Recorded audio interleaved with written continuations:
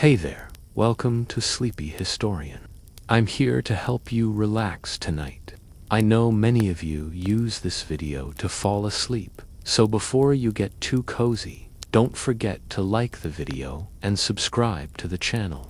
Also, let me know where you're watching from and what time it is there. I'd love to hear from you. Now get cozy, take a deep breath, and let yourself relax. Tonight, we're drifting gently back in time, far away from glowing screens and noisy streets, far away from stress and schedules, back into the slow stone world of ancient Rome, a place of marble roads, warm bathhouses, quiet fountains, long shadows, soft echoes, and a society that loved rules more than almost anything else. Not exciting rules, not dramatic rules, but deeply specific, oddly detailed, strangely practical rules for almost every part of life. Rules for how you dressed, how you ate, how you married, how you cried, how you buried the dead, how rich you were allowed to look, how emotional you were allowed to be,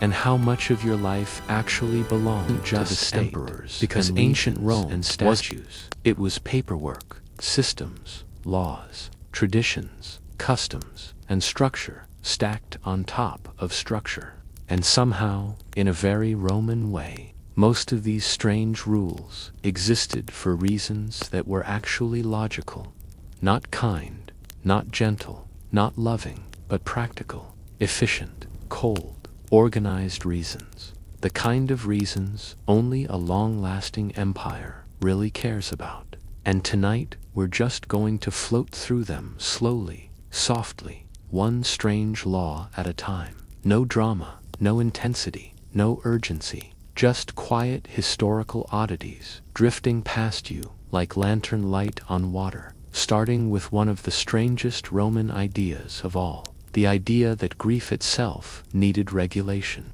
Because in ancient Rome, there were laws controlling how people were allowed to mourn, how loudly women could cry at funerals, how long public mourning could last, how dramatic grief could be. Because Roman funerals were public performances, with hired mourners, ritual crying, loud wailing, dramatic gestures, and families competing to show how important the dead person had been. And Rome decided this chaos was bad for order, bad for public peace, bad for quiet streets. So they created laws to limit grief. Not because they cared about emotional health, because they didn't, but because they cared about calm cities, control, silence, and structure. And in Rome, even sadness had to follow rules, which feels very Roman, very controlled, very emotionally restricted, very on brand. And then there were clothing laws,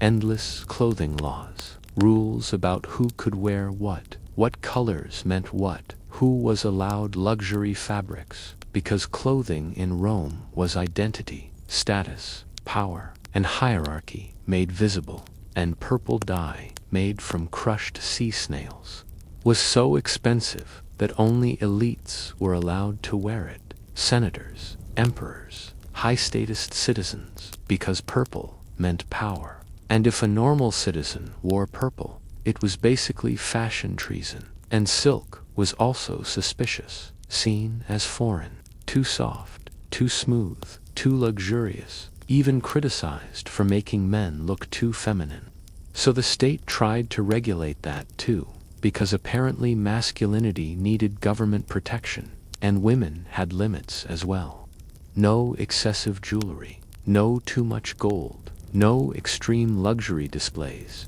because Rome wanted visual hierarchy, a world where you could tell who someone was just by looking at them. Citizen, slave, elite, foreigner, senator, everything had a visual code, and breaking that code was seen as social disorder. Then we drift into marriage laws, because Rome had very strong opinions about family structure. Who you could marry, who you couldn't, what class lines could not be crossed. Senators couldn't marry freed. Slaves, elites, were expected to preserve bloodlines. Citizenship mattered, status mattered, lineage mattered, and marriage wasn't about love, it was infrastructure, social engineering, political strategy, reproduction systems, and the state cared deeply about children, not emotionally but practically, because children became citizens, soldiers, workers, taxpayers, and reproduction was state business, which meant women's bodies were state business. And adultery laws reflected this logic too, where female adultery was criminal, because it threatened inheritance certainty, while male adultery was tolerated because it didn't disrupt bloodlines. And families themselves were structured as tiny governments with fathers holding extreme authority. Patria potestas, the legal power of the father over property, finances, marriages, and punishment sometimes, even life and death, meaning a man could be fully grown and still legally subordinate to his father, which is both strange and deeply Roman, because Rome loved hierarchy, loved clear lines of control, loved structure within structure. And this structure extended into food as well, with sumptuary laws limiting luxury, limiting extravagant feasts, limiting how many courses could be served at parties, because rich Romans loved to show off through food. And the state worried that indulgence weakened discipline, and discipline was sacred in Roman culture. Discipline built legions, discipline built roads, discipline built empire. So luxury had to be controlled, at least in theory, even if the rich ignored these laws constantly, because rich people always do. And then there were hygiene rules, because Rome understood something very important, that clean water and sanitation kept people alive, and alive people worked, paid taxes, and served in armies. So they built aqueducts, sewers, bathhouses, toilets, drainage systems, and regulated waste disposal, water use, and sanitation, not out of kindness, but out of efficiency. And then there was the strange rule that soldiers could not commit suicide without state permission, because a soldier's life belonged to Rome. His body was state property. His existence was military value, and even death required authorization, which is such a deeply Roman concept. Humans as assets, life as inventory, existence as state resource, not emotional, not spiritual, just administrative. And burial laws followed the same logic, with regulations on graves, tombs, burial locations, funeral processions, and how much wealth could be buried with the dead. Because Rome did not like wasting resources on the dead when the living empire needed them. And slavery too was regulated, not humanely, but economically, because slaves were property, assets, labor units,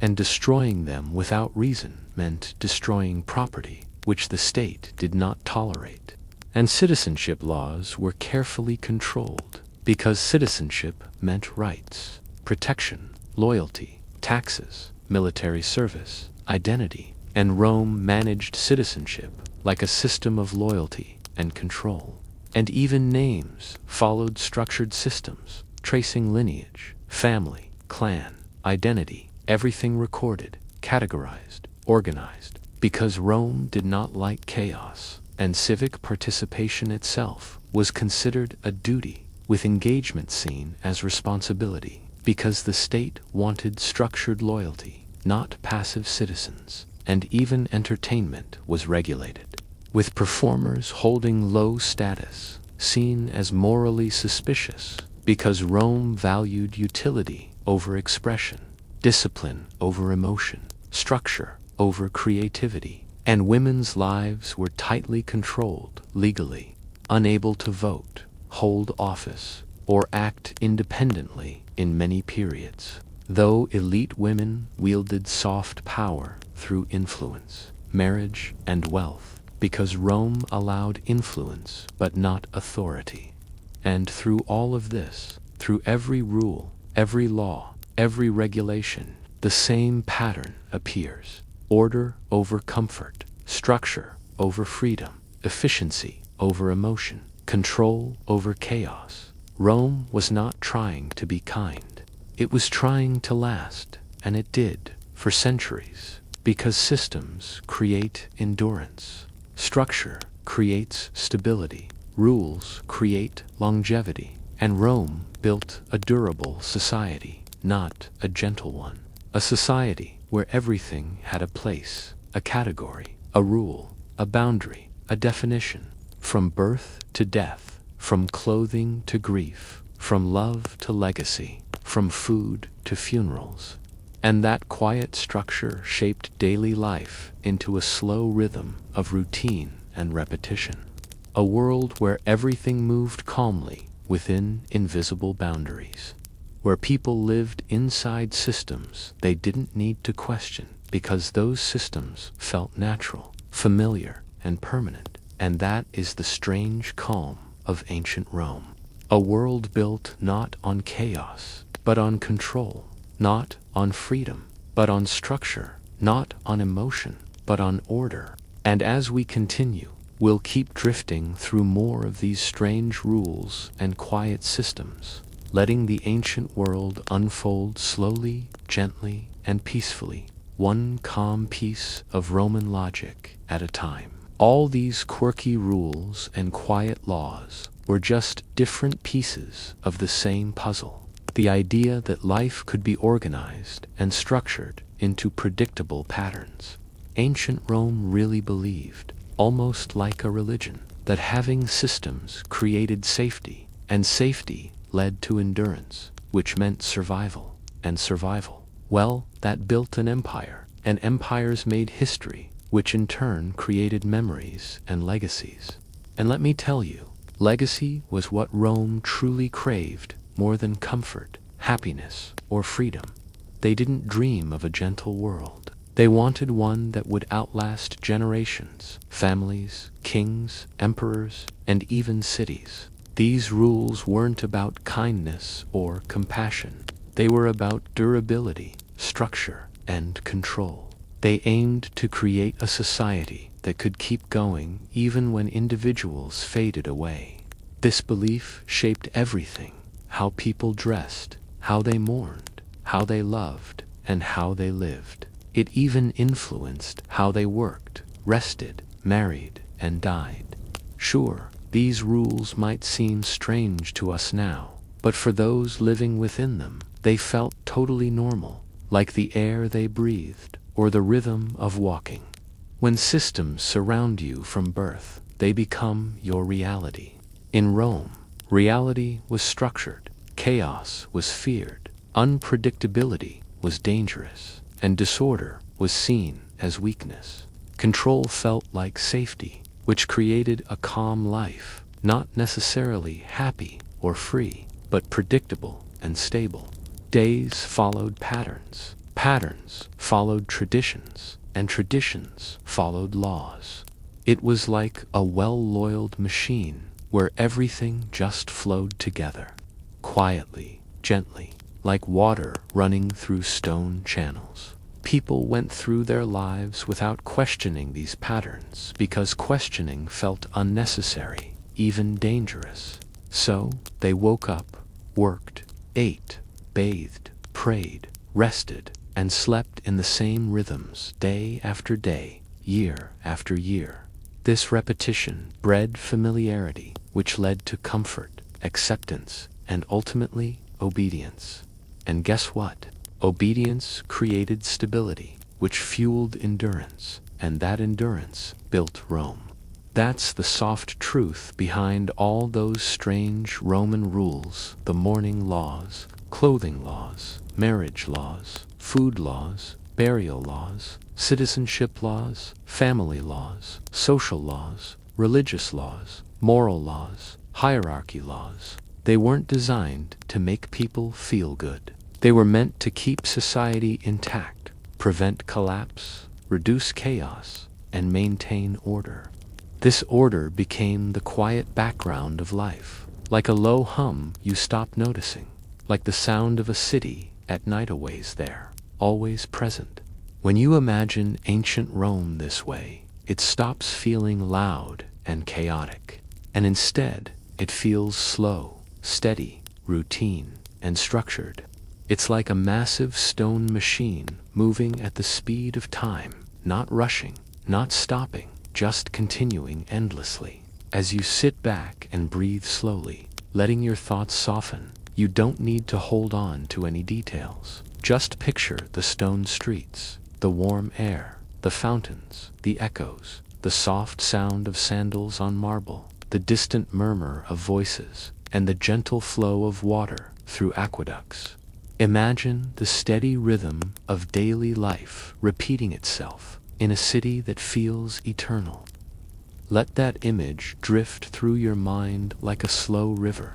not rushing toward excitement or intensity, but flowing towards stillness and quiet. Everything feels slow, soft, and distant, where the past blurs, the present quiets, and the future doesn't matter. Only the calm rhythm of your breathing remains slow and steady. As you think about it more, you start to notice the little details that Rome insisted on organizing the way citizens walked through the streets, not carelessly, but in measured steps, aware of their neighbors and the hierarchy around them.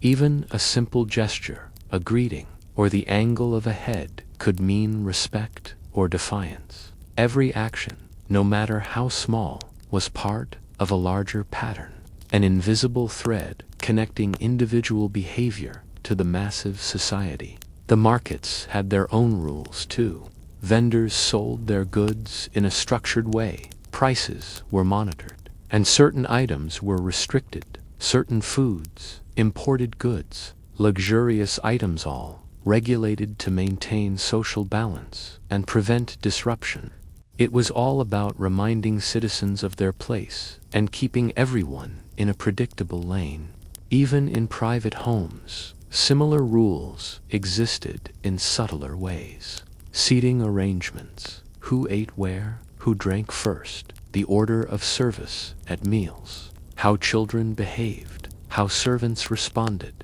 how women spoke and moved, all of it was structured, even inside households, which seem private to us. Rome enforced invisible patterns, teaching citizens from birth how to move and behave in ways that served the greater system. Picture these households with their slow rhythm of daily life, the servants moving with purpose, the children learning patterns, the adults performing rituals of status and etiquette. It was all quiet, ordered, and calm in its own way. Rome believed that discipline in small things created competence in larger ones.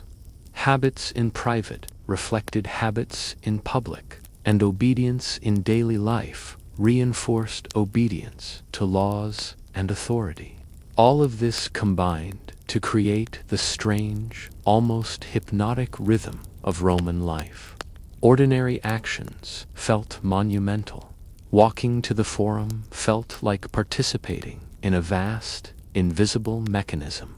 Every conversation, every gesture, every glance had context and significance, quietly reinforcing the structures that held the empire together. As you drift further, you begin to notice the softer rules surrounding grief and death.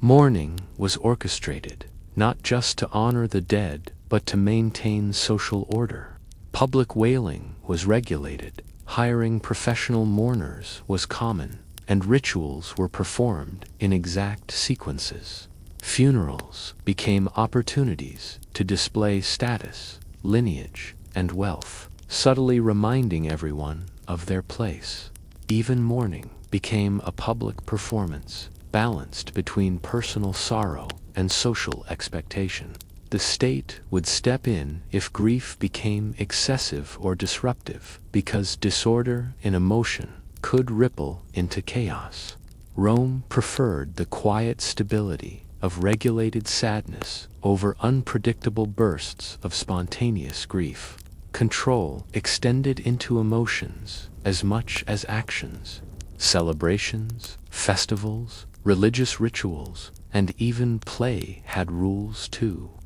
Every festival had a calendar. Every religious act had a procedure. Sacrifices were structured, and prayers were recited in order. Even fun was framed by expectation. Rome believed that habits and rituals, repetition and predictability, built citizens capable of enduring the weight of empire. When you picture these ceremonies, you can see slow processions, flickering torches, the smell of incense, and the hum of voices in unison. Each act reinforced the invisible architecture of society.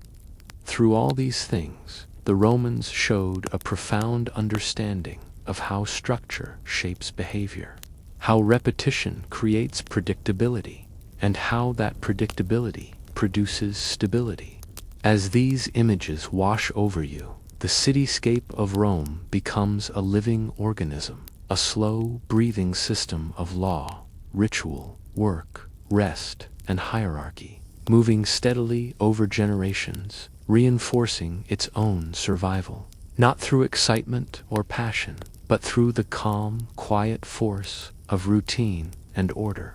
Inside this rhythmic, hypnotic world, all those strange, precise, oddly practical rules make sense. You can imagine citizens moving like parts of a machine, not oppressed, not free, not joyous, not miserable, just steady, consistent, predictable. Each day follows the last, each habit feeds the structure, and each structure reinforces the habit. Life itself becomes an extension of the system, a world where chaos is minimized, danger is reduced, and predictability is second nature. Even the smallest detail matters, because it reflects the stability of the whole. As you drift inside this calm, let the sound of your breathing sync with the distant hum of the ancient city, slow, soft, steady. Let the quiet machinery of Rome, its streets, laws, customs, rituals, and patterns wash over your thoughts until everything feels calm, structured, and still. It's like walking through a city made of stone and time, observing an organism so large and slow that it seems eternal. In that eternity, there's no hurry, no fear, no excitement, just the steady, predictable flow of life, measured by rules, patterns, repetition, and calm endurance.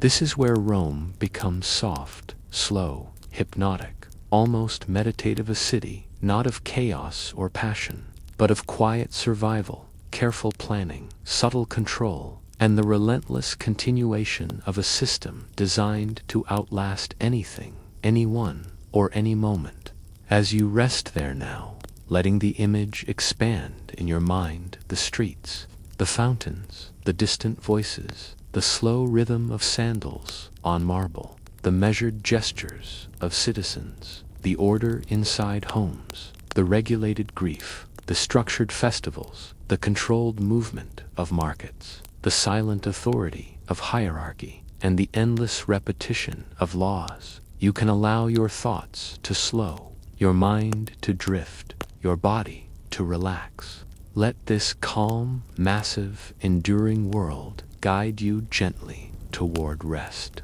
sleep, and stillnessly, soft and peaceful like the endless flow of the Tiber under the quiet glow of torchlight, beneath the warm Roman sun and the silvered moon. It carries the weight of centuries in a rhythm so gentle that you can almost float inside it, letting the quiet machinery of an empire cradle your thoughts, guiding you softly and steadily toward complete calm, until the last thing you notice is the flow of your own breath in and out, slow, steady, and peaceful, perfectly in tune with the quiet pulse of a civilization that has long since faded, yet lingers softly in memory and imagination. Let yourself drift quietly, calmly, as Rome continues on, timeless, eternal, and strangely comforting in its unyielding order. And as you continue to imagine this world, let your mind drift deeper into the subtle, quiet machinery of Rome, into the way the city functioned, not with noise and chaos, but with invisible threads connecting every person, every building, every moment. Because Rome understood that the visible was only a reflection of the invisible, that the grandeur of marble temples, the precision of aqueducts, the stretch of straight roads, the placement of forums and markets were all manifestations of underlying order, a careful architecture of law, ritual, and habit, and this order extended to the most private corners of life. The rooms where families lived, the spaces where children were taught, the kitchens where food was prepared, the baths where bodies were washed, the streets where citizens walked, the theaters where plays were performed, the temples where prayers were offered, and even the marketplaces, which on the surface seemed bustling and chaotic, were governed by schedules, permissions, and regulations so precise that a merchant's misstep could ripple across social hierarchy. And yet, because people lived inside these systems from birth, it all felt natural, like the rising and setting of the sun, like the flow of water through the Tiber, like the weight of stones underfoot, like the rhythm of breathing, slow, steady, imperceptible, calming. And within these structures, you begin to see why the Romans crafted so many rules around seemingly trivial things. Because trivial things, repeated endlessly, created the texture of life, and the texture of life reinforced the system, and the system reinforced the empire, and the empire reinforced the memory, and the memory reinforced the culture, and the culture reinforced the rules, in a cycle so subtle, so slow, so pervasive that it shaped behavior, expectation, thought, and even emotion, without most people ever consciously noticing. And it is inside this quiet web that the logic of Roman law begins to make sense, and perhaps even to feel soothing, because there is a rhythm, a predictability, a soft stability that floats through every action, every gesture, every habit, and every tradition. And even the people we think of as free or rebellious were bound in their own ways by inherited expectation, by custom, by family hierarchy, by social placement, and even the seeming chaos of elections, political maneuvering, or public debate was framed within boundaries, limits, and rules that guaranteed the persistence of social order. And so when you imagine a citizen waking in a modest home, lighting a small oil lamp, preparing bread for the family, greeting neighbors with precisely measured gestures, donning clothing whose colors and fabrics have been regulated for centuries, moving carefully through the streets to work, markets, or the forum, perhaps bowing slightly to a patrician passing by, obeying traffic patterns on the main thoroughfares, listening to public announcements in the forum with respectful attention, engaging in private conversation with a muted tone and controlled hand gestures. You can sense the depth of the system, how every small action was an expression of an enormous social structure, how obedience, habit, and repetition became invisible scaffolding, quietly supporting the vast edifice of a civilization. And as you picture the citizens walking, standing, speaking, eating, laughing quietly in measured tones, bathing in regulated baths, playing games that are slowly taught and socially moderated, celebrating festivals on carefully designated days with rituals performed in exact order, you notice that every act, even the smallest, was tied to a larger structure, a network of cause and effect stretching across generations. And this slow, invisible order, unyielding but soft, gave a kind of calm permanence to life, a rhythm that could feel comforting if you accepted it, like the movement of tides, like the orbit of the sun,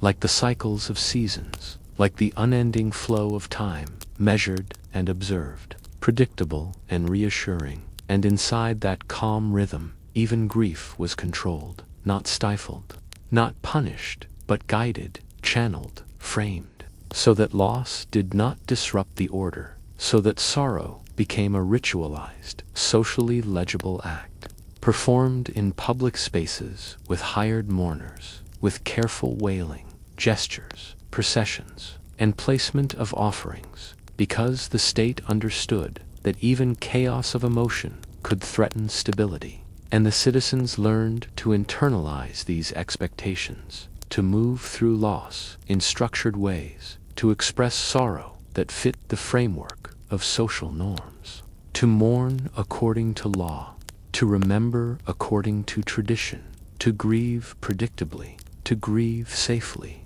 to grieve within order. And in the same way, birth was structured. Children were educated within prescribed methods. Milestones were observed according to cultural calendars, and the role of the family, under the authority of the pater familias, shaped the individual's life from earliest awareness. Because obedience within family units mirrored obedience within society, and children learned patterns of respect, responsibility, and ritual that would carry into adulthood, creating the predictable workforce, military recruits, and citizen participants Rome needed, all quietly, without fanfare, without notice, without rebellion, because the patterns were accepted as natural, as life itself, as the invisible structure beneath the world, and the system extended into clothing, as we touched on earlier, because fabric, color, and style signified more than taste. They communicated hierarchy, status, and respect, and a single misstep, a citizen wearing purple inappropriately, a silk robe in forbidden context, could suggest disorder, arrogance, or rebellion, and the rules enforced conformity, not as oppression, but as a method of preserving clarity in the visual landscape of society, because Rome understood that perception shaped behavior, and perception of order encouraged internalization of structure, so that even appearance became part of the rhythm.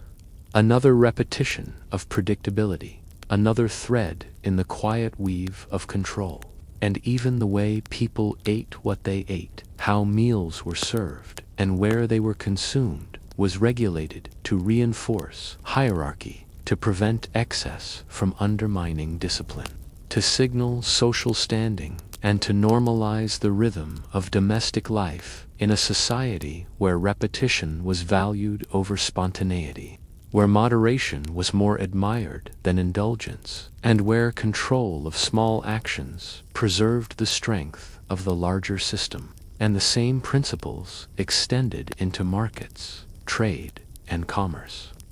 Because economic activity could disrupt social equilibrium if left unchecked, so merchants and tradesmen followed schedules, pricing rules, licensing requirements, and even the layout of stalls and shops was regulated, so that commerce served society rather than destabilized it. And in public buildings, temples, baths, forums, theaters, and amphitheaters, order was everywhere, in the construction, in the flow of movement, in the performance of rituals, in the seating, in the allocation of spaces, in the behavior of participants, spectators, and attendants, every step, every gesture, every object, reinforcing the invisible machine of governance, hierarchy, and culture. And even play, games, and entertainment followed subtle rules, rules that educated, restrained, and directed citizens toward socially acceptable behaviors, teaching lessons of patience, respect, ritual, hierarchy, and the broader meaning of belonging to a civilization that depended on order for its endurance. And as you imagine all this, The empire stretches before you, not as a chaotic collection of humans and stone, but as a single, slow-moving living organism, each individual a tiny, compliant part, each law, habit, ritual, and expectation, a pulse in the rhythm of life, each repetition reinforcing the stability of the whole. And even rebellions, though they occurred, were understood, managed, and absorbed by the larger system because Rome had built structures resilient enough to survive human unpredictability. And it was in this understanding that the genius and the strange comfort of Roman rules emerges, because the focus was never happiness, comfort, or liberation, but continuation, stability, endurance, and reliability. And as you drift into this world, you can feel the steady pulse of the city flowing through you, through your imagination, through the quiet observation of invisible patterns, the slow weaving of rules into habit, the soft shaping of human behavior by law, custom, and expectation. And in this way, Rome, though harsh, strict, and demanding, achieves a strange beauty, a quiet, hypnotic order, a rhythm you can almost follow with your own breath, slow, steady, calming, and soothing, like the gentle movement of water, like the sway of a slow wind, like the unbroken span of centuries, like the silent pulse of stone and marble enduring time. And inside this rhythm, you notice smaller,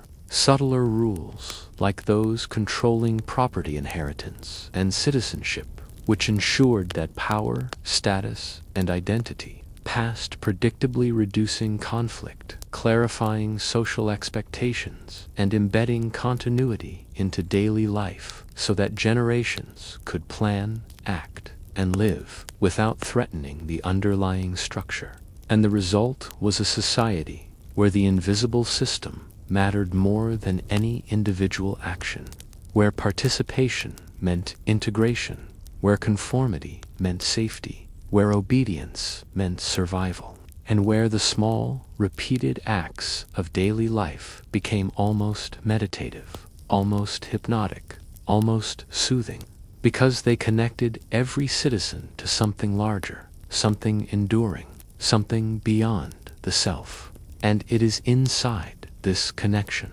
this invisible web of rules, patterns, habits, and repetition, that the calm, slow, and almost sleepy rhythm of Rome emerges, a civilization designed for persistence, continuity, and the quiet, steady flow of life. And as you imagine walking through its streets, observing its homes, fountains, baths, markets, forums, temples, and theaters, feeling the pulse of invisible order, you notice how deeply integrated these rules were into every aspect of existence, from the smallest gesture to the largest festival, and how the citizens, even when they wished to be free, even when they wished to break the pattern, even when they wished to act spontaneously, were always gently guided back into the rhythm, the quiet flow, the steady repetition, the enduring order.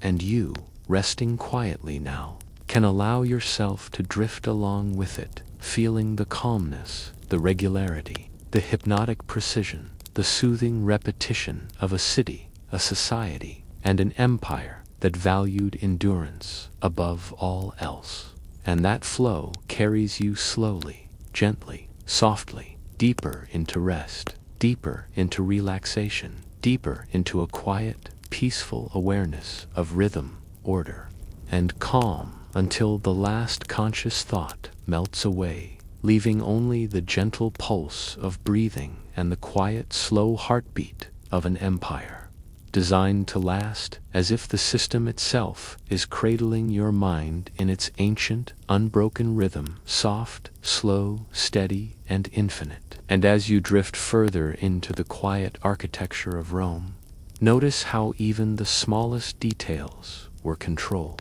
not out of cruelty or obsession, but out of the same desire for endurance, continuity, and predictability. and the streets themselves were part of the system, paved, aligned, and measured in ways that dictated movement, flow, and order, so that even walking through the city became participation in the rhythm of empire, a subtle choreography that reinforced the hierarchy, the social expectations, and the invisible currents of authority that ran beneath everything. And merchants arranged their stalls according to long-established patterns. Citizens queued, vendors called in moderated tones. Goods were displayed to reflect social ranking, and even the act of bargaining followed a dance of politeness, recognition of status, and ritualized gestures, all designed to reinforce that everyone knew their place,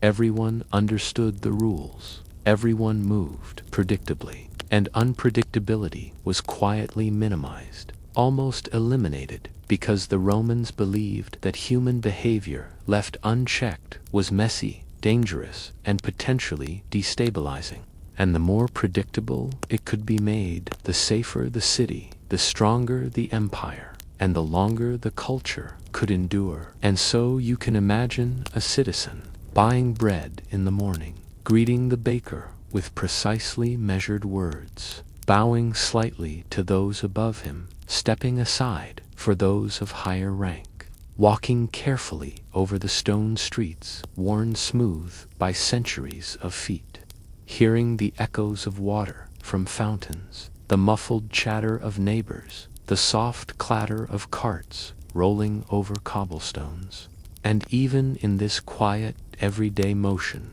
the rhythm of Rome persists, slow, steady, calming, hypnotic, repetitive, reliable, and predictable. And this predictability itself becomes soothing to the mind. A gentle cadence, a soft background hum, a reminder that the world is functioning as it should, as it has for generations, and that this functioning is the product of invisible hands, invisible laws, invisible rules, quietly guiding, shaping, structuring, and supporting every aspect of life. And even within homes, the invisible web of Roman regulation continues because houses were arranged according to custom, with rooms allocated for specific purposes, furniture placed in socially legible ways, private and public spaces delineated to preserve status and hierarchy, and even the daily routines of cooking, cleaning, bathing, eating, teaching, and praying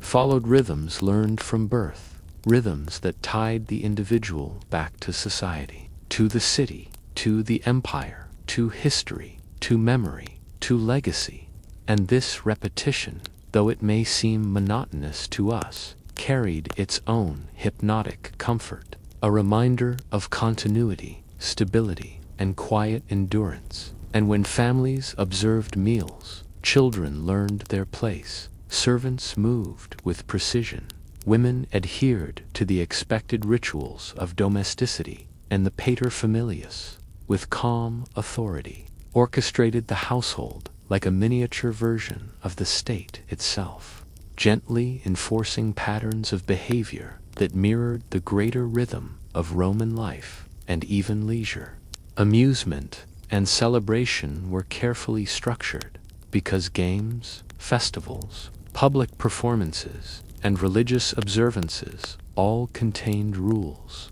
all followed schedules, all demanded adherence to order. And this allowed enjoyment without chaos, pleasure without disruption, and expression without disorder. And so a citizen attending a festival could witness, hear, participate, and feel the communal rhythm without threatening the underlying structure. And the rituals themselves often had layers of logic, teaching citizens about hierarchy, obligation, respect, and the patterns that governed their world. And even seemingly spontaneous events were framed, guided, and channeled to reinforce the social architecture, so that even joy became an instrument of order. Even play became a means of internalizing rules. Even excitement became predictable and safe. And in imagining this world, you can feel the weight of order in every breath,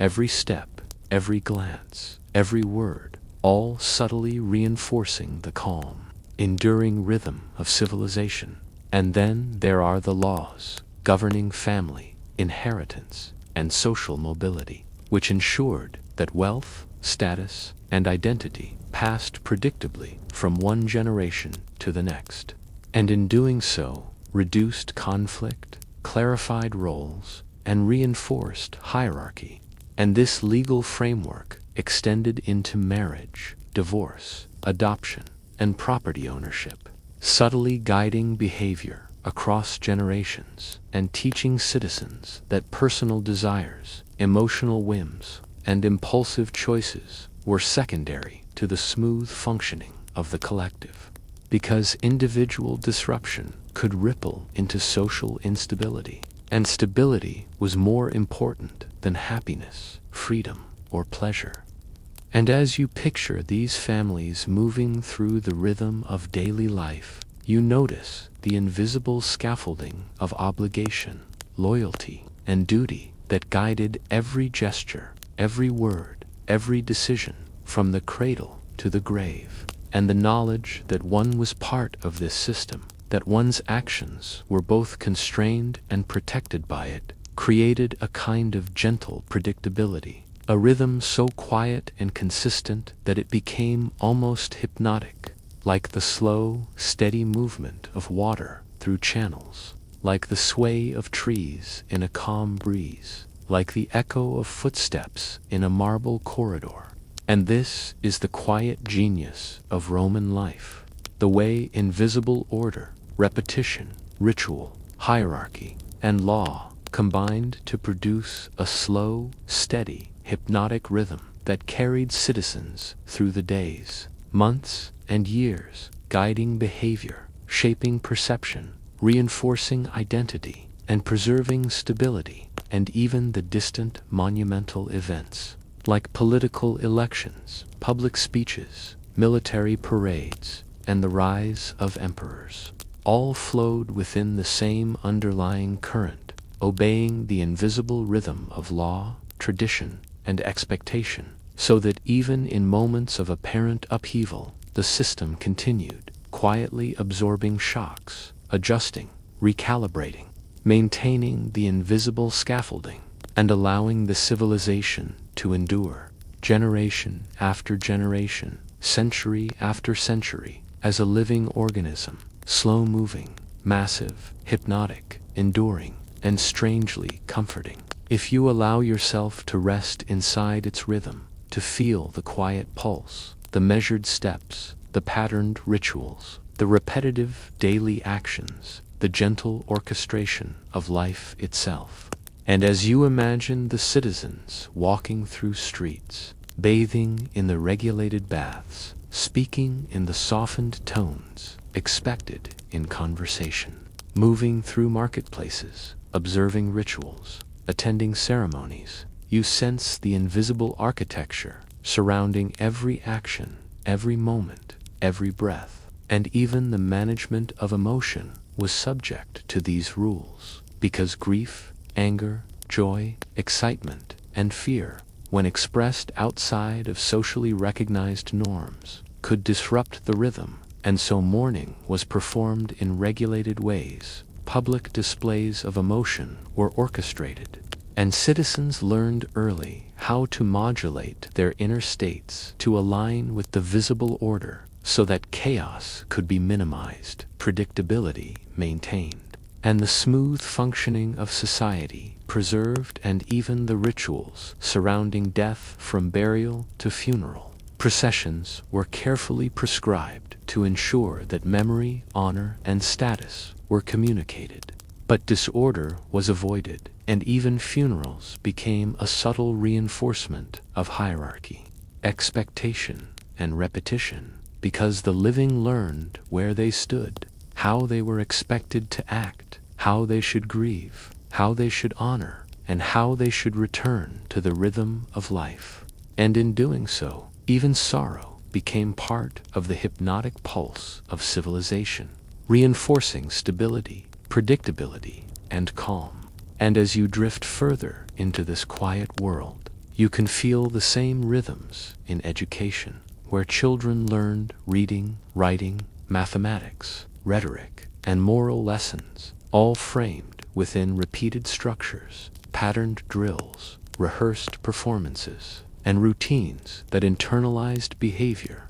and repetition taught patience, focus, respect, and order, and in doing so, prepared the individual to participate in the larger rhythm of society, to follow the invisible currents, to remain steady, consistent, predictable, and safe.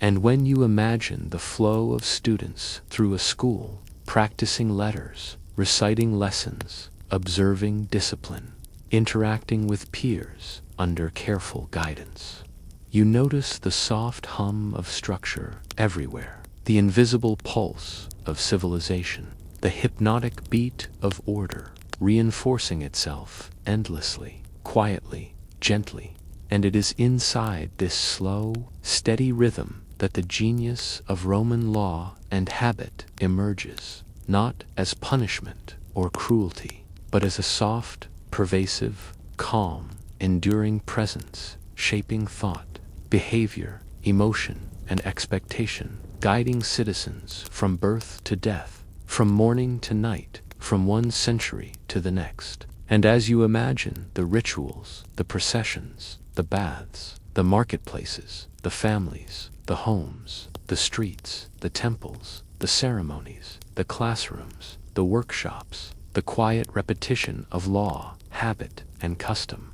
you can feel the gentle flow of an empire cradling its people, absorbing unpredictability, minimizing chaos, and maintaining calm, slow, steady order. And in this flow, even the seemingly minor rules like those governing what could be worn, what could be said, what gestures were acceptable, what food could be consumed publicly, how children spoke to elders, how neighbors greeted one another, how traders conducted business, how debts were recorded, how contracts were honored, how property was inherited, how festivals were observed, all reinforced the same hypnotic rhythm, the same slow, gentle pulse of continuity, the same quiet current of civilization that carried life forward, unbroken, steady, and reassuring. And as you rest now, following the flow of this imagined city, this imagined society, this invisible architecture of law, ritual, habit, and pattern,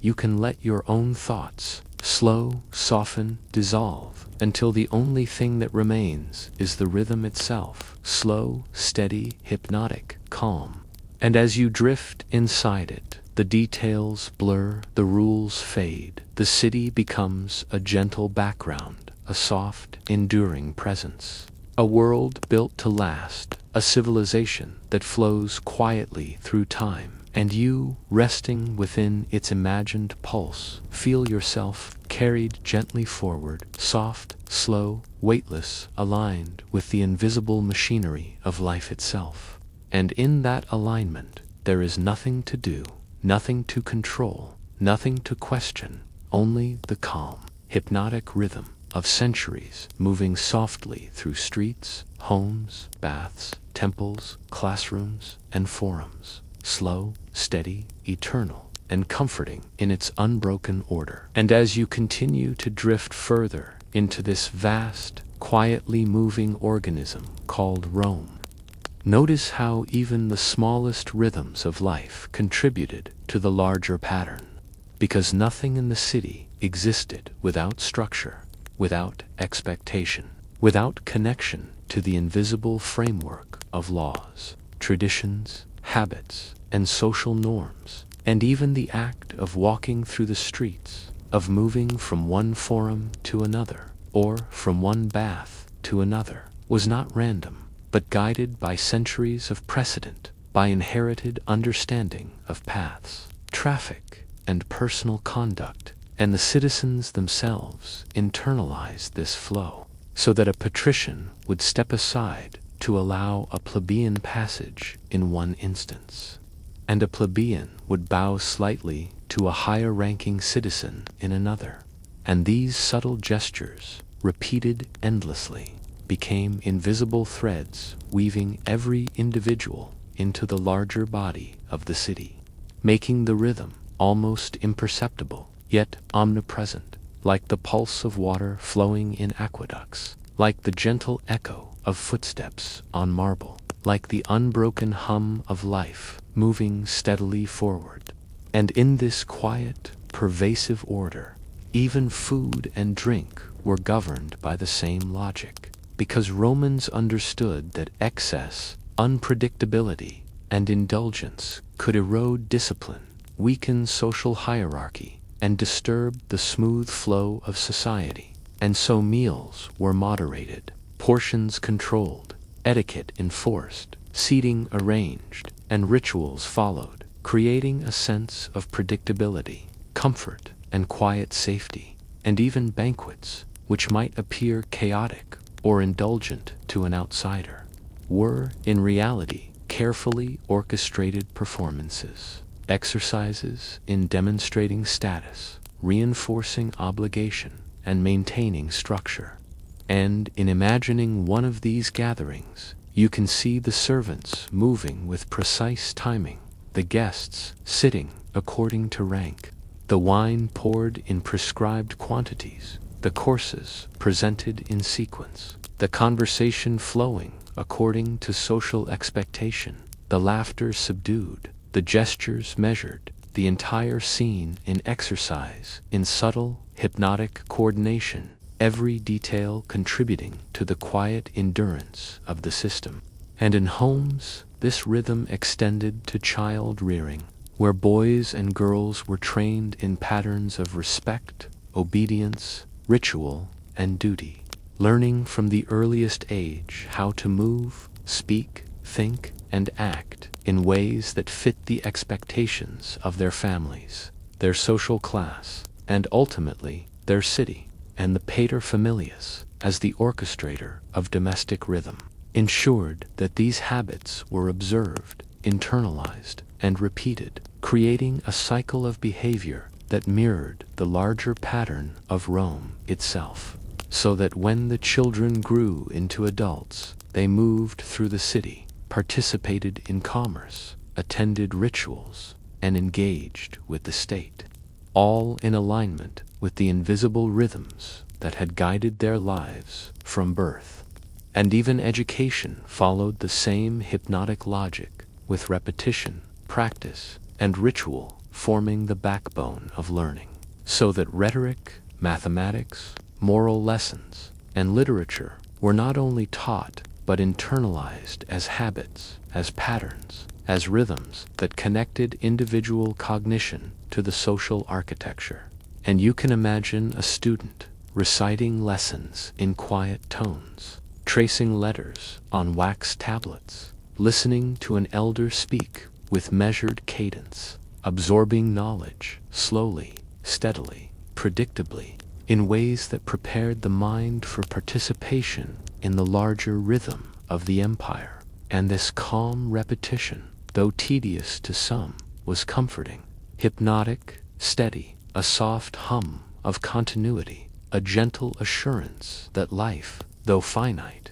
was part of something enduring, ordered, and reliable. And the same principles extended into civic life, because elections, public debates, forums, and assemblies were bound by rules, calendars, and procedures, so that participation reinforced understanding of hierarchy, expectation, and continuity, and even political tension, though present, was absorbed by the overarching rhythm, guided by law, tradition, and ritual, minimizing chaos and preserving calm. And in imagining a forum filled with citizens, speaking, listening, observing, moving, gesturing, you notice the subtle choreography of behavior, the quiet alignment of action with expectation, the hypnotic pulse of order carrying the city forward, slow, steady, soft, and unbroken,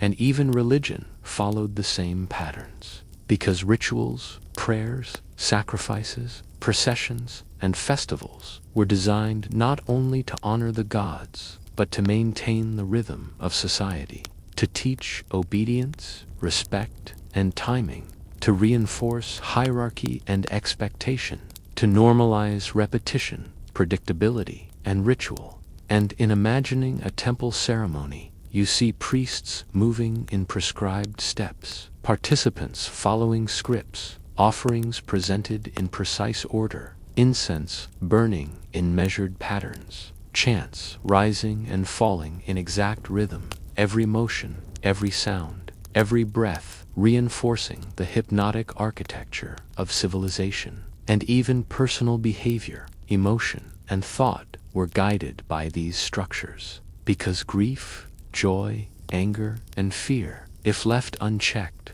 could disrupt rhythm, and so mourning, celebration, anger, and pleasure were subtly moderated, framed by social expectation, and gently directed into patterns that maintained calm, continuity, and the endurance of the system. And in imagining citizens grieving at a funeral, performing gestures and wailing in socially prescribed ways, you notice that sorrow itself becomes a rhythmic, almost soothing exercise, a repetition of tradition, a reinforcement of order, a quiet meditation on mortality, hierarchy, and continuity. And this same logic extends to marriage, family, property, and inheritance, because stability in personal life supported stability in society, and so contracts, dowries, legal obligations, family hierarchy,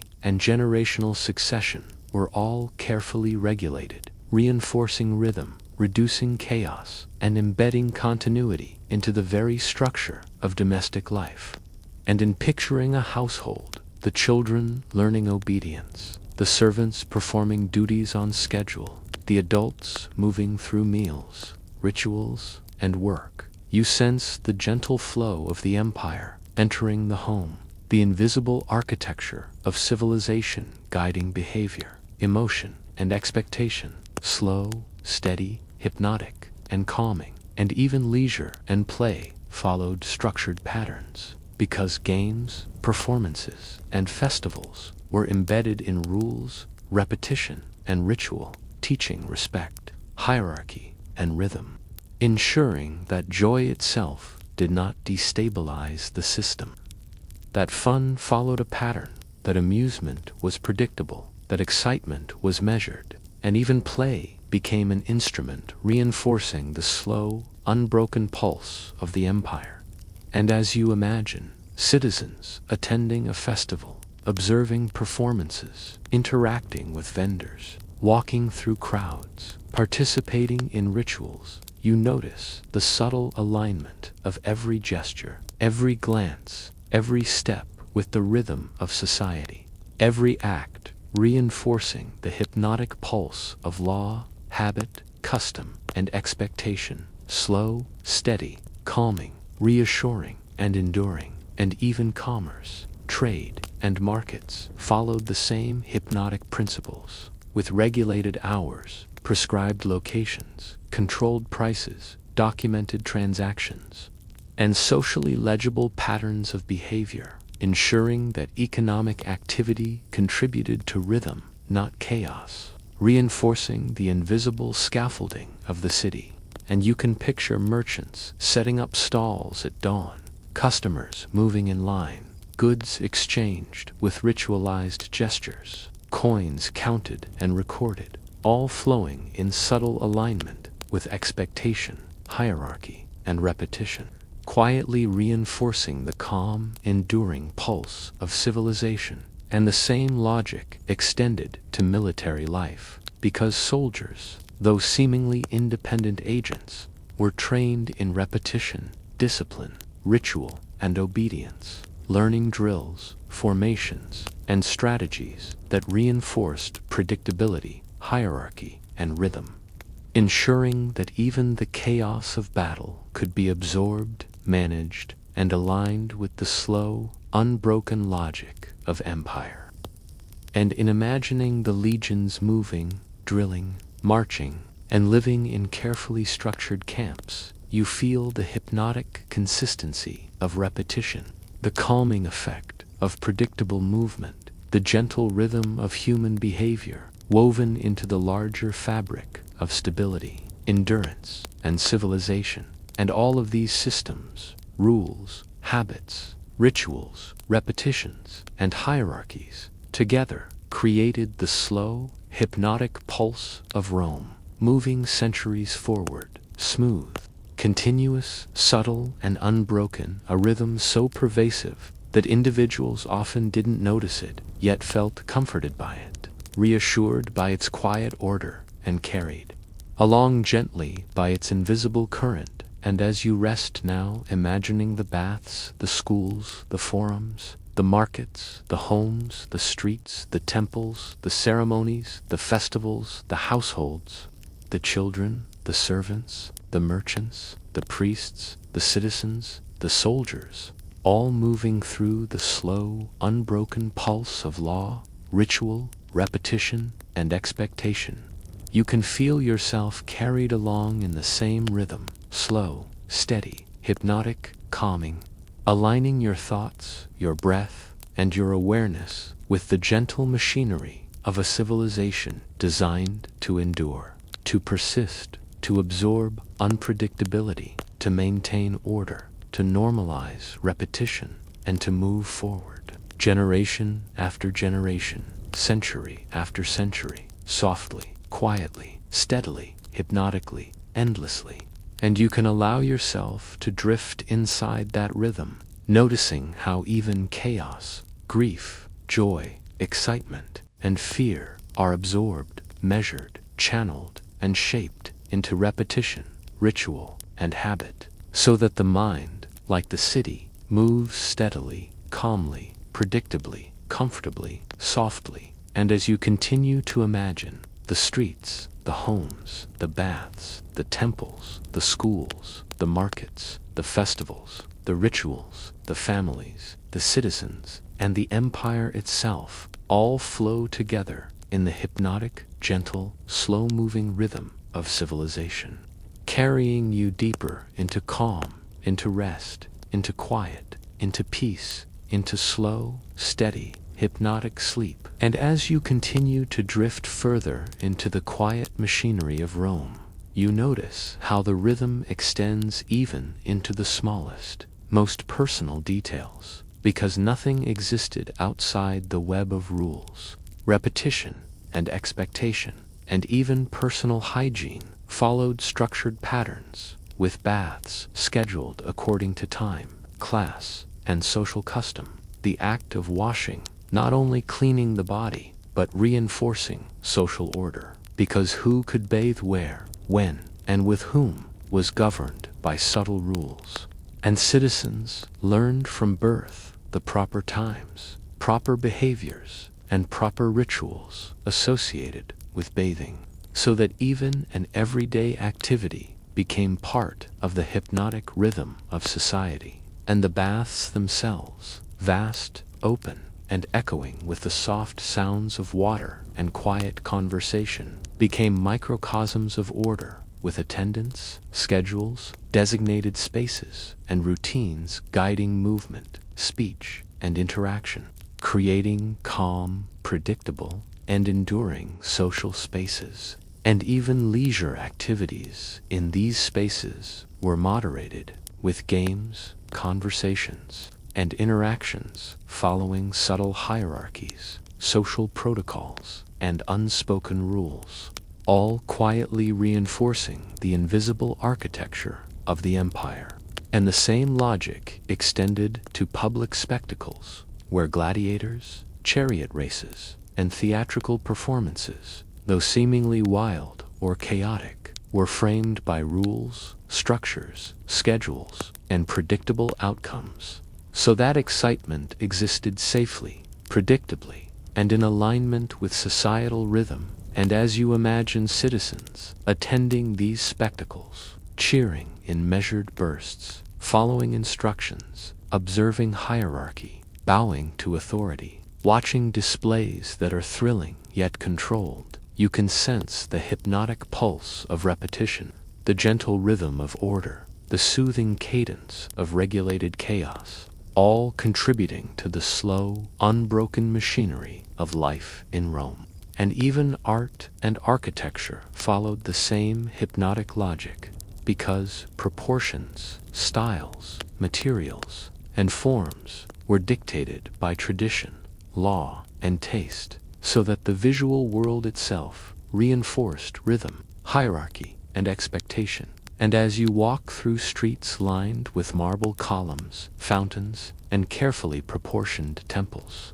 you notice how even the environment guides behavior, perception, and thought, slowly, gently, predictably, like water flowing through channels, like air moving through corridors, like sound echoing across marble, steady, soft, hypnotic, calming, enduring. And the same principles extended into commerce, trade, and currency, because coins, measurements, contracts, and exchanges were all regulated, repeated, documented, and standardized, so that even money contributed to the invisible scaffolding of the system,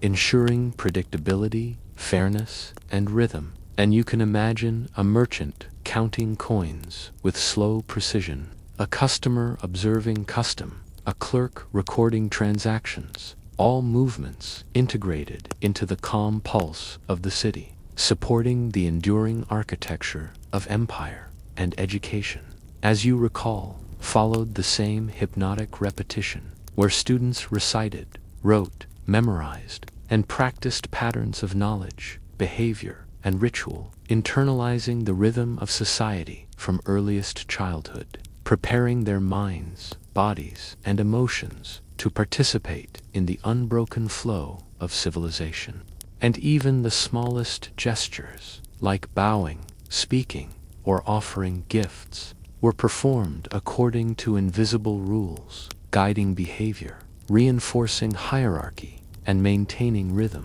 And as you imagine these countless repeated gestures over streets, homes, temples, forums, baths, marketplaces, schools, and households, you begin to sense the enormous, gentle, hypnotic pulse of Rome, steady, enduring, calming, and unbroken, carrying citizens, generations, and the empire itself along a rhythm that minimizes chaos, absorbs unpredictability, and sustains life for centuries. And even the seasons, festivals, and religious observances were synchronized with this rhythm, marking time not only in days and months, but in generations, cycles of planting, harvest ceremony, and celebration, all reinforcing the hypnotic continuity of life. And citizens internalized this rhythm, so that even internal thoughts, emotions, and reactions were subtly guided, aligned, and patterned, forming a soft, pervasive,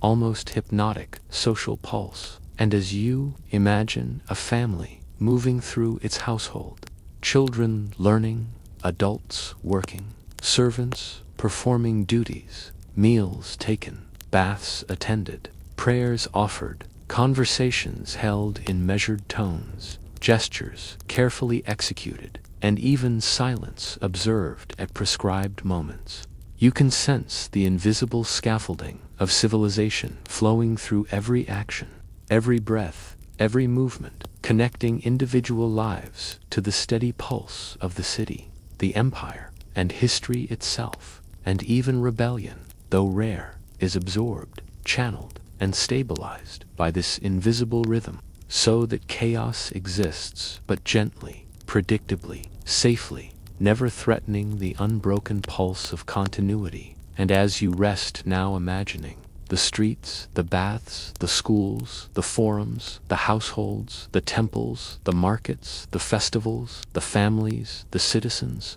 and the empire itself, all moving in slow, hypnotic alignment, you can feel your own mind begin to align with this pulse, slow, steady, calming, gentle, repeating, safe, and soothing. And as you drift, you notice the quiet control of time, because the calendar, the hours, the festivals, the daily routines, the religious cycles, all mark the flow of life, reinforcing repetition, predictability, and the gentle orchestration of every action. And as citizens follow the rhythm of time, measuring life in predictable increments, aligning work, rest, ritual, and play, the invisible pulse of order grows, slow, soft, hypnotic, calming, steady, enduring. And as you imagine the repetition of centuries, the rise and fall of emperors, the procession of festivals, the rhythm of commerce, education, family, religion, and leisure, you notice the hypnotic power of repetition itself, the gentle comfort of predictability, the soothing assurance of continuity, and even death, the most unpredictable of events, is framed, ritualized, controlled, so that mourning, burial, commemoration, and remembrance contribute to the rhythm rather than disrupt it. And as citizens participate in these rituals, following steps learned from birth, repeating gestures passed through generations, they integrate themselves into the unbroken pulse of society, slow, steady, calming, enduring, hypnotic. And as you imagine these countless, repeated actions across generations, across streets, temples, forums, baths, households, and schools,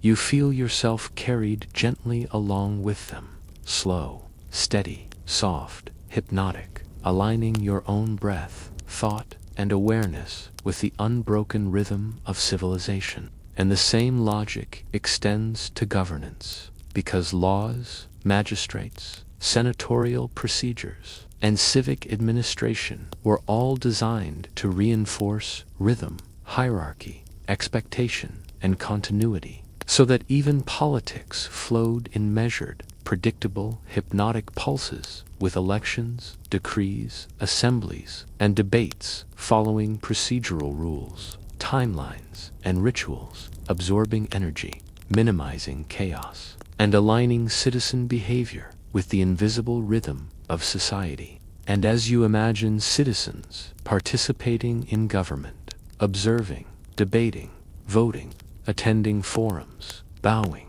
speaking, gesturing, performing rituals, and following expectations, you sense the hypnotic pulse of order flowing quietly through every interaction, slow, soft, calming, enduring. And in doing so, the empire integrates individuals, families, citizens, and institutions into a single, continuous, unbroken flow, reinforcing the rhythm of life, the rhythm of law, the rhythm of ritual, the rhythm of society, the rhythm of generations, and the rhythm of time itself, slow, steady, hypnotic, soft, unbroken, calming. And as you rest, imagining all of this, your mind begins to slow, your thoughts soften, your awareness drifts gently, carried along by the same gentle pulse that carried generations, centuries, and empires, slow, soft, steady, hypnotic, and enduring. And even the most minor details, the folding of clothing, the arrangement of furniture, the position of lamps, the placement of bread on a table, the gestures during conversation, the measured tones of speech, the order of steps through a room, the way a foot touches the stone floor, these all contribute to the rhythm, reinforcing the pulse of civilization, slow, steady, soft, calming, hypnotic, enduring. And as you imagine the invisible threads connecting every action, every person, every object, every breath, to the unbroken rhythm of Rome, you begin to feel yourself absorbed into it, carried gently, softly, hypnotically, aligning your own body, breath, and mind with the unbroken pulse of civilization, slow, soft, steady, unbroken, calming, And as you drift deeper into this slow, unbroken rhythm, you notice how the invisible architecture of law, habit, ritual, repetition, hierarchy, and expectation carries life forward, gently, steadily, hypnotically, reassuringly, enduringly, softly, until the entire civilization, the streets, the homes, the temples, the markets, the baths, the families, the citizens, and the invisible pulse itself become part of your awareness, part of your breath, part of your mind, part of your calm, slow, hypnotic rest. And in this moment, you feel the gentle, unbroken rhythm of Rome flowing through you, slow, steady, soft, hypnotic, enduring, and you let yourself drift further, carried on the pulse of centuries, generations, and civilizations, slow, soft, calm, hypnotic, steady, unbroken, and gently, softly, endlessly comforting, until only the slow, hypnotic rhythm of life itself remains guiding you, cradling you, carrying you into deep, slow, calm, unbroken sleep. And as you continue to drift within this slow, hypnotic world of ancient Rome, notice how the invisible rhythms extend into every nuance of daily life. Because in Rome, nothing was random. Nothing was outside the system. Nothing escaped the gentle architecture of law, ritual, repetition, hierarchy, and expectation, and even private moments waking, dressing, eating, speaking, walking, thinking, were subtly guided by centuries of accumulated rules, customs, and social agreements, invisible yet omnipresent. And the more you imagine it, the more you realize that these invisible threads were what held the city together, allowing millions of people to coexist in close quarters, in a vast urban organism that stretched over hills, through streets, across aqueducts, across markets, forums, temples, homes, baths, schools, and theaters. And this organism, so vast, so quiet, so structured, moved slowly, steadily, gently, carrying each citizen along with it, even when they were unaware, even when they were distracted, even when they believed themselves independent, because independence itself was a carefully negotiated illusion, maintained within boundaries that preserved the pulse of order. And in this way, the city, the citizens, the laws, the rituals, the schools, the households, the temples, the baths, the festivals, the markets, and even the fleeting moments of leisure all merged into a single, continuous, unbroken rhythm, hypnotic, soft, slow, calming, steady, enduring, like the flow of water in aqueducts, like the echo of footsteps on marble, like the sway of wind through leaves, like the gentle pulse of life itself. And as you imagine citizens moving through this world, attending to their routines, following invisible patterns, participating in repeated gestures, you notice that even conflict is softened, absorbed, channeled into predictable, manageable flows, because the rules, the rituals, the rhythms, and the repetition provide buffers, guiding behavior gently, quietly, subtly, so that even disagreement, dissatisfaction, or emotional excess can exist without threatening the larger pulse of civilization. And it is inside this slow, absorbing rhythm that the genius of Rome's strange, quiet laws becomes apparent, not as oppressive or harsh, but as protective, structuring, calming, and enduring, shaping every act, thought, and interaction into alignment with the unbroken pulse of centuries. And even the most seemingly trivial laws about clothing, food, speech, gesture, mourning, marriage, inheritance, commerce, movement,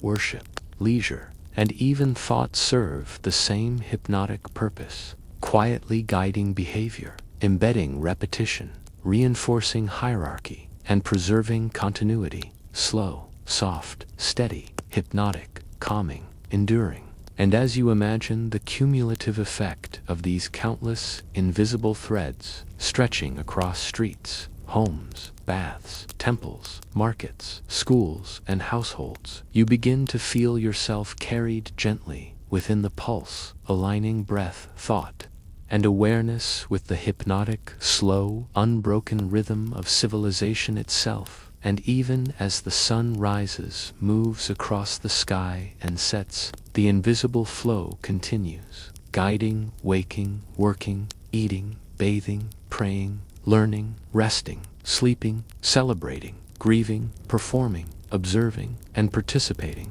all under the same gentle, calming rhythm. And it is within this rhythm that citizens experience a kind of quiet stability, a soft assurance, a hypnotic comfort, because even chaos, though it exists, is absorbed, mitigated, measured, framed, and guided into repetition, ritual, and structure, and the mind, body, and attention of each citizen becomes synchronized with the invisible heartbeat of the city, slow, steady, soft, calming, enduring, hypnotic. And the same pulse extends beyond the city into the wider empire, across hills, plains,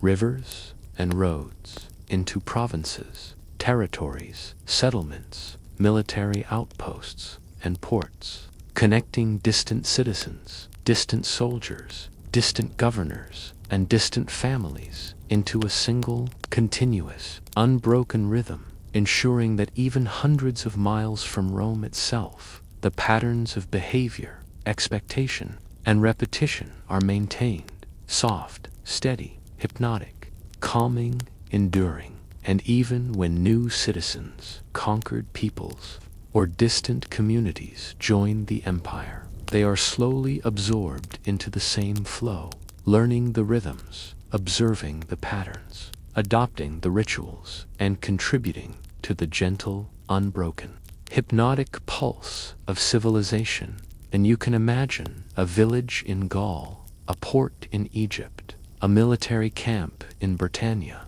a market in Hispania, all moving subtly, quietly, in alignment with the invisible scaffolding of law, ritual, repetition, and hierarchy, all contributing to the slow, enduring, soft rhythm of Rome, carrying citizens forward in their daily lives, generation after generation, century after century. And even as emperors rise and fall, wars are fought and won, disasters occur, the underlying pulse of repetition, order, and rhythm persists, absorbing shock, minimizing chaos, and preserving continuity, soft, steady, hypnotic, calming, enduring. And as you imagine yourself walking through these streets, moving from home to bath forum to school market to temple, festival to household, observing, participating, listening, speaking, gesturing, you notice the gentle, unbroken flow connecting every citizen to every other,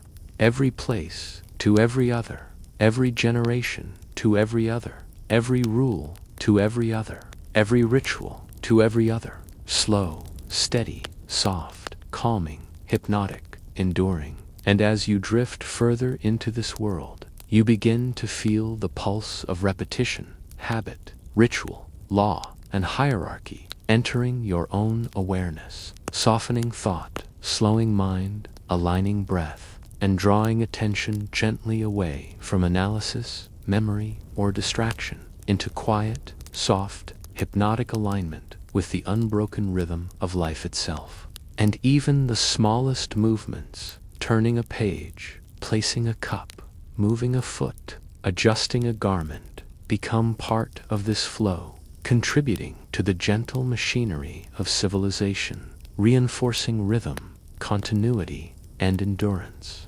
Slow, soft, steady, hypnotic, calming, enduring. And the same logic applies to the greatest structures, the largest temples, the tallest arches, the longest roads, the grandest forums, because every column, every stone, every aqueduct, every statue, every wall, every floor, Every detail is placed in alignment with proportion, tradition, and expectation, reinforcing rhythm, guiding behavior, providing visual and spatial cues that remind citizens of hierarchy, order, and the steady, enduring pulse of society. And as you imagine yourself walking through one of these temples, observing the repetition of columns, the symmetry of spaces, the alignment of altars, the placement of statues, the cadence of footsteps on marble, the echo of voices, the flicker of candlelight,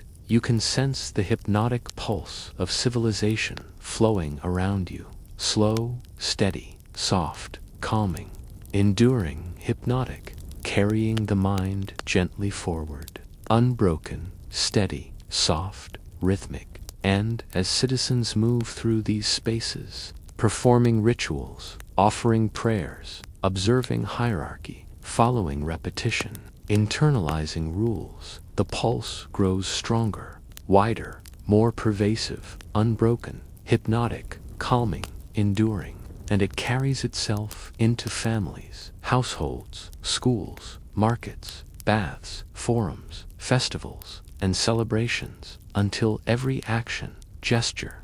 word, thought, and breath is quietly, gently, softly aligned with the invisible machinery of civilization, slow, steady, soft, calming, hypnotic, enduring. And as you rest here now, imagining all of these streets, homes, baths, temples, schools, forums, markets, families, citizens, and rituals, you feel yourself gently absorbed, slowly carried along, aligning with the hypnotic, unbroken pulse of Rome itself. Soft, slow, steady, calming, enduring, hypnotic, and you can allow every thought, every worry, every tension, every fragment of distraction to dissolve into the rhythm, into the repetition, into the ritual, into the quiet machinery of law, habit, and order. Slow, steady, soft, calming, hypnotic, enduring, until you are fully, gently, softly, slowly cradled in the pulse of civilization. Slow, soft, steady, calming, hypnotic, enduring, and carried effortlessly, gently, safely, softly, into rest, into calm, into sleep, unbroken, gentle, hypnotic, soft, enduring, aligning breath, mind, and body with the slow, soft, steady pulse of an empire that lasted centuries. A civilization designed to absorb chaos, minimize unpredictability, guide behavior, reinforce repetition, ritual, law, hierarchy, and expectation. Slow, soft, steady, hypnotic, calming, enduring, until your own consciousness drifts into the same unbroken, gentle, slow, hypnotic rhythm, aligning completely with the pulse of ancient Rome, carrying you soft, steady, unbroken, into complete, slow, calm, peaceful sleep. And as you drift deeper into the world of ancient Rome, notice how even the most private and intimate moments were subtly guided by invisible currents of law, ritual, repetition, and hierarchy. Because in a civilization built to endure, no gesture, no word, no breath exists entirely outside the pattern, and even personal habits, from waking to dressing, from eating to walking, from thinking to speaking, were absorbed into the rhythm of the city, forming an invisible scaffolding that supported centuries of civilization. And the mind, attuned to these patterns, learned from earliest childhood the gentle repetition that carries safety, security, and continuity. And you can imagine a child waking at dawn, stepping into a quiet, ordered household, observing rituals of greeting, washing, preparing food, and speaking with measured tones, learning without thinking that these actions connect to something larger than themselves, a slow, steady, hypnotic rhythm that stretches from their family to the streets, the forums, the baths, the temples, and the empire itself. And as the child moves through these patterns, walking on smooth stone streets, listening to the echoes of voices and water, observing gestures of respect and hierarchy, internalizing repetition and ritual, they participate in the unbroken pulse of society. A rhythm that softens unpredictability, absorbs chaos, and carries the individual gently forward, slowly, softly, steadily, hypnotically, enduringly. And the same logic applies to education, because lessons are not merely taught but rehearsed, repeated, memorized, internalized, so that rhetoric, arithmetic, moral lessons, and literature all flow into the rhythm of behavior, aligning mind and action with the larger pulse of civilization. And you can imagine a classroom or a small home with a tutor where students recite, write, memorize, observe, and repeat under guidance. And every gesture, every word, every breath is subtly aligned with expectation, hierarchy, and repetition, creating a hypnotic rhythm that prepares the individual to live in harmony with the unbroken flow of the city, the empire, and history itself. Slow, steady, soft, calming, hypnotic, enduring. And this rhythm extends into commerce, because markets, stalls, shops, and merchants operate according to hours, locations, customs, and social rules. And even the seemingly casual act of buying, selling, bargaining, or exchanging goods is absorbed into repetition and ritual, so that commerce itself reinforces hierarchy, expectation, and rhythm. And as you imagine a market bustling in early morning, coins counted and recorded, goods arranged according to expectation, gestures measured, speech moderated, everyone moving in alignment with invisible threads, you sense the hypnotic pulse of civilization flowing through every transaction, slow, soft, steady, calming, hypnotic, enduring. And the same pulse extends into religion, because worship, offerings, sacrifices, processions, and festivals are all structured to reinforce hierarchy, rhythm, repetition, and social order, so that the act of honoring the gods also teaches obedience, respect, timing, and continuity. And as you imagine a temple, priests performing rituals in precise steps, incense burning in patterns, chants rising and falling in exact rhythm, citizens participating in gestures, offerings, prayers, bowing, listening, moving in alignment with expectation, you feel the hypnotic, gentle, calming pulse of civilization flowing through every action, every person, every breath, every moment, slow, steady, soft, enduring, hypnotic, and soothing, carrying you deeper into rest, aligning your mind, body, and awareness with the unbroken rhythm of life. And the same principles extend into leisure, because even fun, entertainment, and amusement are guided by rules, repetition, and ritual, so that games, performances, and spectacles, though seemingly spontaneous, are framed, scheduled, and choreographed to reinforce rhythm, hierarchy, and expectation, so that even excitement exists safely, predictably, and in harmony with the pulse of civilization. And you can imagine citizens attending a festival, moving carefully through the crowds, observing hierarchy, following subtle rules of behavior, reacting in measured ways, cheering in gentle bursts, participating in rhythm rather than disrupting it, absorbing the hypnotic pulse of order, repetition, and expectation, slow, soft, steady, calming, hypnotic, enduring. And this same logic extends to private households, because every gesture, step, word, meal, bath, and interaction is subtly aligned with repetition and ritual, with hierarchy and expectation, creating a microcosm of the city itself.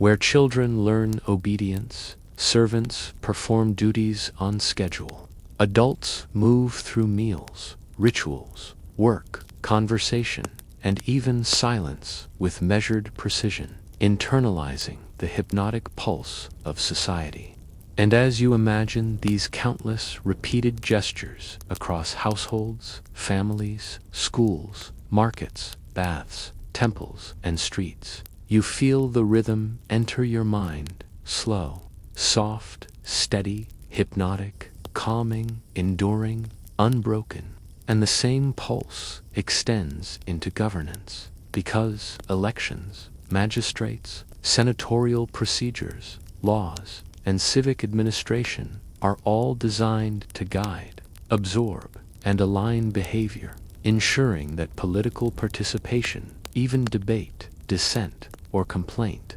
exists safely within the unbroken rhythm. And as citizens move through the forums, attend assemblies, speak, bow, gesture, listen, follow rules, observe hierarchy, and act predictably, the pulse grows wider, more pervasive, carrying every person gently, softly, hypnotically, and unbroken, slow, steady, calming, enduring. And even the military follows the same pulse, because soldiers are trained in repetition, drills, ritual, formation, and hierarchy, so that the chaos of conflict is absorbed into patterns, repetition, and rhythm. And you can imagine legions marching, drilling, camping, fighting in measured, repetitive, structured ways, internalizing rules, observing gestures, following sequences, repeating patterns, aligning body, mind, and breath with the hypnotic pulse of civilization itself. Slow, soft, steady, enduring, hypnotic, calming, carrying generations forward, century after century, aligning every thought, movement, gesture, breath with the unbroken rhythm of law, habit, ritual, repetition, hierarchy, and expectation. And this same rhythm extends into death, because funerals, mourning, burial, and commemoration are structured, ritualized, controlled, and patterned so that even grief reinforces repetition, hierarchy, and rhythm rather than disrupting them.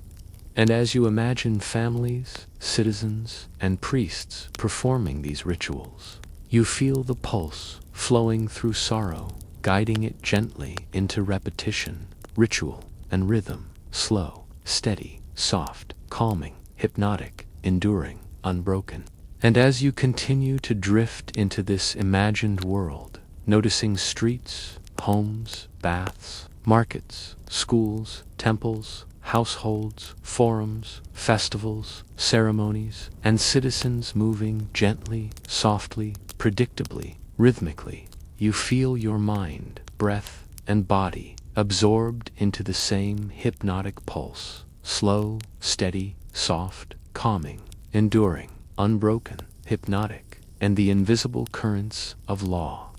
ritual, repetition, hierarchy, and expectation carry you effortlessly forward. Soft, gentle, steady, calming, hypnotic, enduring, slow, unbroken. And you allow every thought, every worry, every fragment of tension to dissolve into this rhythm, aligning completely with the pulse of centuries, generations, and empires. Slow, soft, steady, unbroken, hypnotic, calming, enduring, until you are fully absorbed, carried gently, softly, hypnotically, safely, securely, steadily, calmly, and every sensation, movement, and thought becomes part of the flow. Slow, soft, steady, calming, hypnotic, enduring, unbroken, carrying you, cradling you, aligning you with the gentle, hypnotic, soft pulse of civilization itself. And as you rest,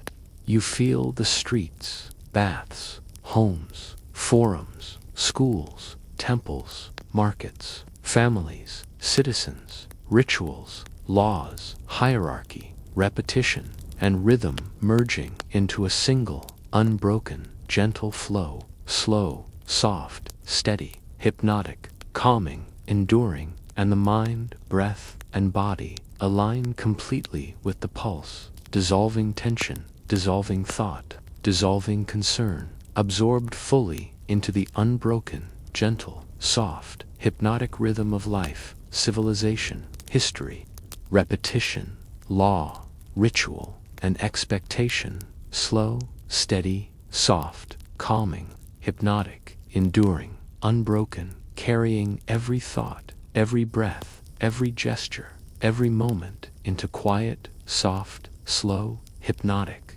calming sleep, slow, steady, soft, hypnotic, enduring, unbroken, gentle, and endless, and you allow yourself to drift fully into the rhythm, slow, soft, steady, hypnotic, enduring, unbroken, until only calm, soft, hypnotic, steady, enduring sleep remains. And as you continue to drift in the slow, hypnotic world of Rome, notice how every detail, every gesture, every breath is quietly absorbed into a larger rhythm, because the city itself is like a vast, gentle machine, its motions soft, steady, continuous, carrying everyone along with it. And even the simplest acts, lifting a cup, stepping over a threshold, tying a sandal strapper, subtly guided by habit, ritual, expectation, and invisible rules,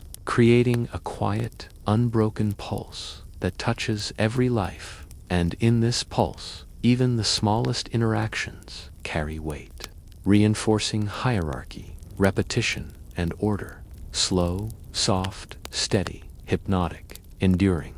And as you imagine a citizen walking through the streets at dawn, observing the first light glinting off stone walls, hearing water flowing in aqueducts, footsteps echoing, voices murmuring in measured tones, gestures executed with precision, you can feel the rhythm absorbing thought, calming the mind, slowing perception, aligning breath with the unbroken flow of civilization. And this rhythm extends into private life, because households operate as microcosms of the city, with children learning from earliest age the repetition of gestures, words, and habits, servants performing duties on precise schedules, adults moving through meals, work, rituals, and leisure, all aligned with the invisible pulse of society. And even silence, the spaces between words and actions,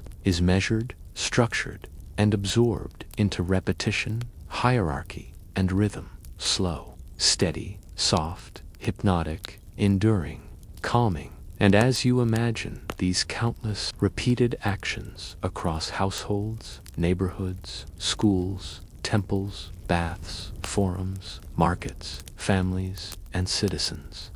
you sense the unbroken flow of civilization moving through everything, guiding behavior, absorbing unpredictability, shaping thought, aligning breath, and carrying life forward, slow, soft, steady, hypnotic, calming, enduring. And the same pulse extends into governance, because laws, magistrates, senatorial procedures, and civic administration are designed to absorb behavior into structured rhythm, so that even debate, dissent, or disagreement occurs within predictable, safe, and gentle parameters.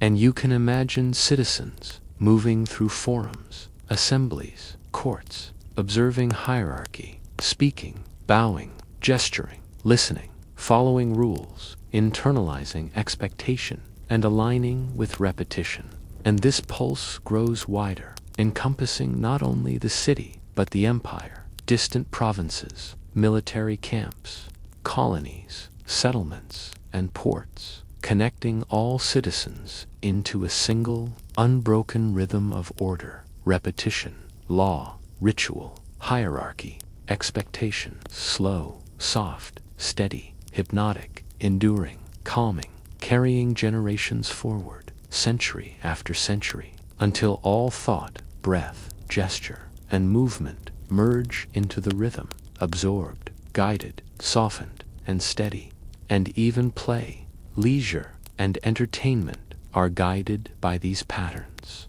so that games, festivals, performances, and spectacles, though seemingly spontaneous, are carefully structured, measured, repeated, and observed, teaching rhythm, hierarchy, and social alignment.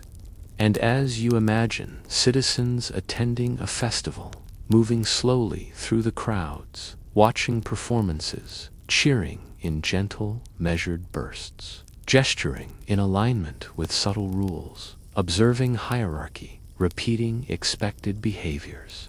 the hypnotic pulse of civilization flows through the scene, soft, steady, calming, unbroken, enduring. And the same logic extends into military life, because soldiers are trained in repetition, ritual, formation, hierarchy, drills, and procedure, so that even conflict can be absorbed, measured, guided, and aligned with the pulse. And you can imagine legions marching, drilling, camping, preparing, repeating gestures, executing formations, internalizing rules, breathing in alignment with the rhythm, moving as part of the slow, unbroken machinery of civilization. Soft, steady, calming, enduring, hypnotic, unbroken, carrying centuries forward. And even death, though inevitable, is structured, ritualized, controlled, so that mourning, funerals, burial, and remembrance reinforce repetition, hierarchy, ritual, and rhythm, rather than disrupting them. And as citizens participate, bow, gesture, perform, observe, and repeat, the hypnotic pulse grows, flowing through grief, loss, and memory, absorbing emotion into the slow, steady rhythm of life, soft, calm, unbroken, enduring, hypnotic, and you can feel yourself aligning, carried gently with the flow, slow, soft, steady, calming, hypnotic, enduring, absorbed fully. And this rhythm extends even further into the arts, because architecture, sculpture, painting, and public spaces follow proportion, tradition, and hierarchy, guiding perception, movement, and thought in alignment with repetition and rhythm. And as you walk through streets, homes, baths, temples, schools, forums, and markets, observing symmetry, proportion, placement, gesture, echo, and sound, you feel the rhythm of civilization pulsing softly, gently, steadily, hypnotically, calming, enduring, carrying you along, aligning mind, breath, and body with the unbroken pulse, slow, soft, steady, hypnotic, calming, enduring. And even the most minor movements, lifting a cup, arranging bread on a table, turning a page, placing a lamp, adjusting a garment, become part of this flow, reinforcing rhythm, repetition, hierarchy, and the enduring machinery of civilization. And as you drift deeper into this imagined world, noticing citizens performing countless repeated gestures, moving through households, schools, markets, temples, baths, forums, festivals, and ceremonies, you feel yourself absorbed fully, gently, softly, hypnotically, slowly, aligning with the unbroken pulse of life itself, slow, soft, steady, calming, hypnotic, enduring, and the invisible currents of law, habit, ritual, repetition, hierarchy, and expectation carry you effortlessly forward, soft, gentle, steady, calming, hypnotic, enduring, slow, unbroken, and every thought, worry, or fragment of tension dissolves into rhythm, into repetition, into ritual, into the slow, unbroken machinery of civilization, aligning every breath, thought, gesture, and movement with the soft, steady, hypnotic pulse of Rome. Slow, calm, enduring, soft, steady, unbroken, hypnotic, and carrying you into gentle, soft, unbroken rest, aligning mind, body, and breath with centuries of repetition, ritual, law, hierarchy, and rhythm. Slow, soft, steady, calming, hypnotic, enduring,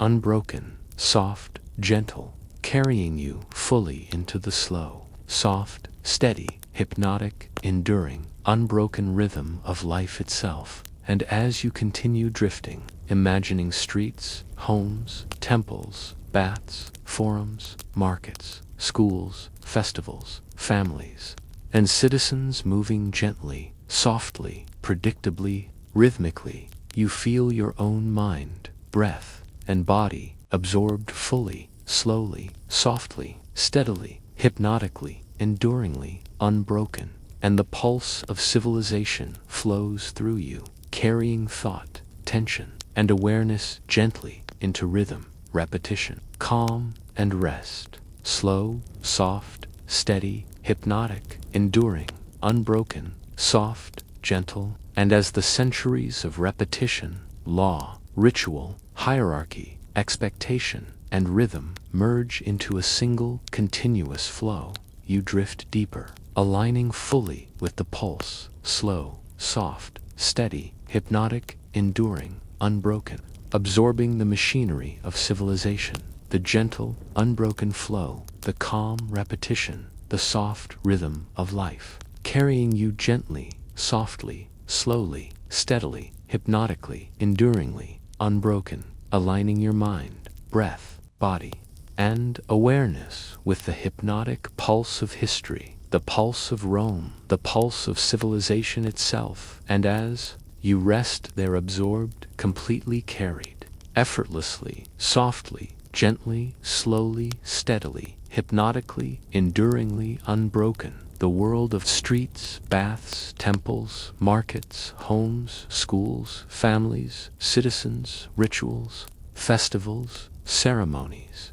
laws, hierarchy, repetition, and rhythm dissolves into a gentle, soft, slow, steady, hypnotic flow, unbroken, calm, enduring, and you drift completely into sleep, aligned with the pulse, absorbed in the unbroken rhythm of centuries, generations, and civilization itself, slow, soft, steady, hypnotic, enduring, unbroken, and at last fully cradled, carried gently, softly, hypnotically, into complete, slow, calm, peaceful, enduring sleep. And as you drift even further into the quiet, hypnotic pulse of Rome, notice how every citizen, every household, every street, every forum, every bath, every temple, every market, every school, every festival, every gesture, every breath, every thought is carried along by the invisible architecture of law,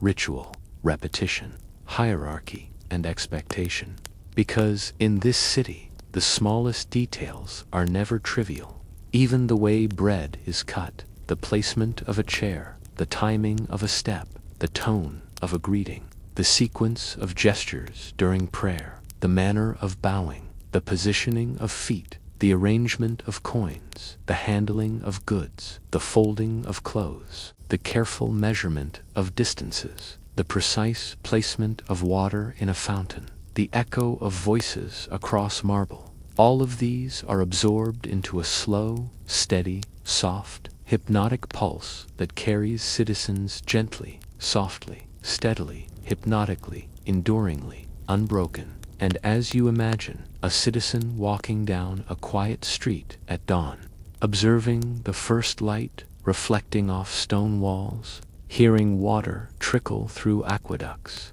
listening to the distant hum of the city awakening, footsteps echoing, voices murmuring in gentle, measured tones, gestures executed with care, movements absorbed into ritual and repetition. You feel the pulse entering your own mind, slowing thought, softening awareness, aligning breath with the unbroken rhythm of civilization, slow, soft, steady, hypnotic, calming, enduring, And this pulse is not only social, but sensory, because citizens learn to navigate sounds, smells, sights, textures, and rhythms in alignment with expectation and repetition, internalizing the architecture of the city from birth, learning unconsciously that each moment is part of a larger, enduring flow, and even when individuals act spontaneously, the invisible scaffolding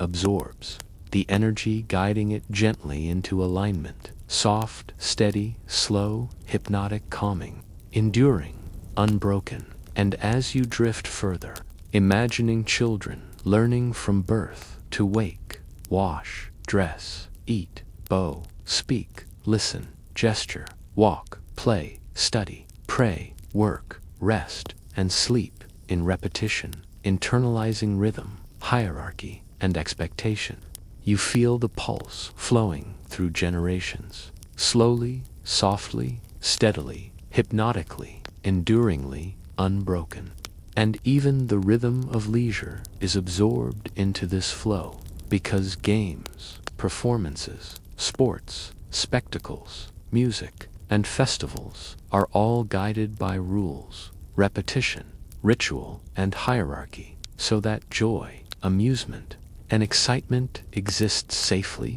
predictably, gently, absorbed into rhythm. And as you imagine citizens attending a festival, moving gently through crowds, observing rules, hierarchy, gestures, tone, and pattern, cheering in measured bursts, participating without disrupting the flow, you sense the hypnotic pulse growing, encompassing streets, neighborhoods, markets, baths, schools, forums, temples, homes, and households, carrying every thought, gesture, and breath into alignment, slow, soft, steady, hypnotic, calming, enduring, unbroken. And the same pulse extends into commerce, because markets operate under schedules, standards, measures, and rituals, where even trade, bargaining, recording, and accounting follow predictable repetition,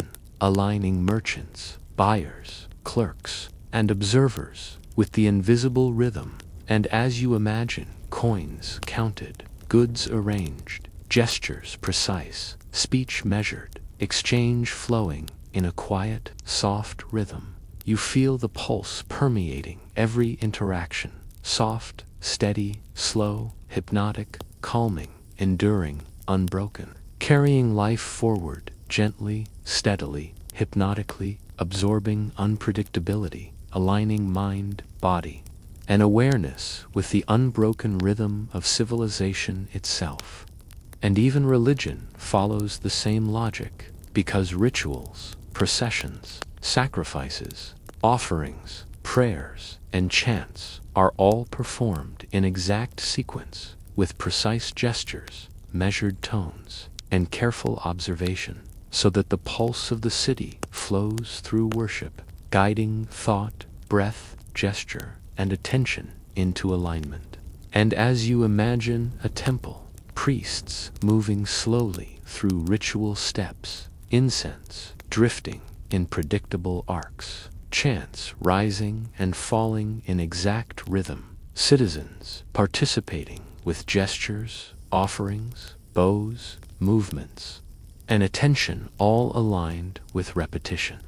You feel the hypnotic rhythm entering your mind, soft, slow, steady, unbroken, calming, enduring, hypnotic, gentle, and carrying awareness effortlessly along the unbroken flow, slow, soft, steady, hypnotic, enduring, unbroken, calming. And this pulse extends into education, because students repeat, memorize, recite, write, rehearse, observe, and internalize patterns of knowledge, rhetoric, arithmetic, moral lesson, and literature, all absorbed into repetition and rhythm, aligning mind, gesture, breath, and behavior with the wider flow of civilization. And, as you imagine, classrooms, tutors, homes, and streets filled with students, observing hierarchy, practicing repetition, performing gestures, speaking, listening, thinking, breathing in alignment with rhythm.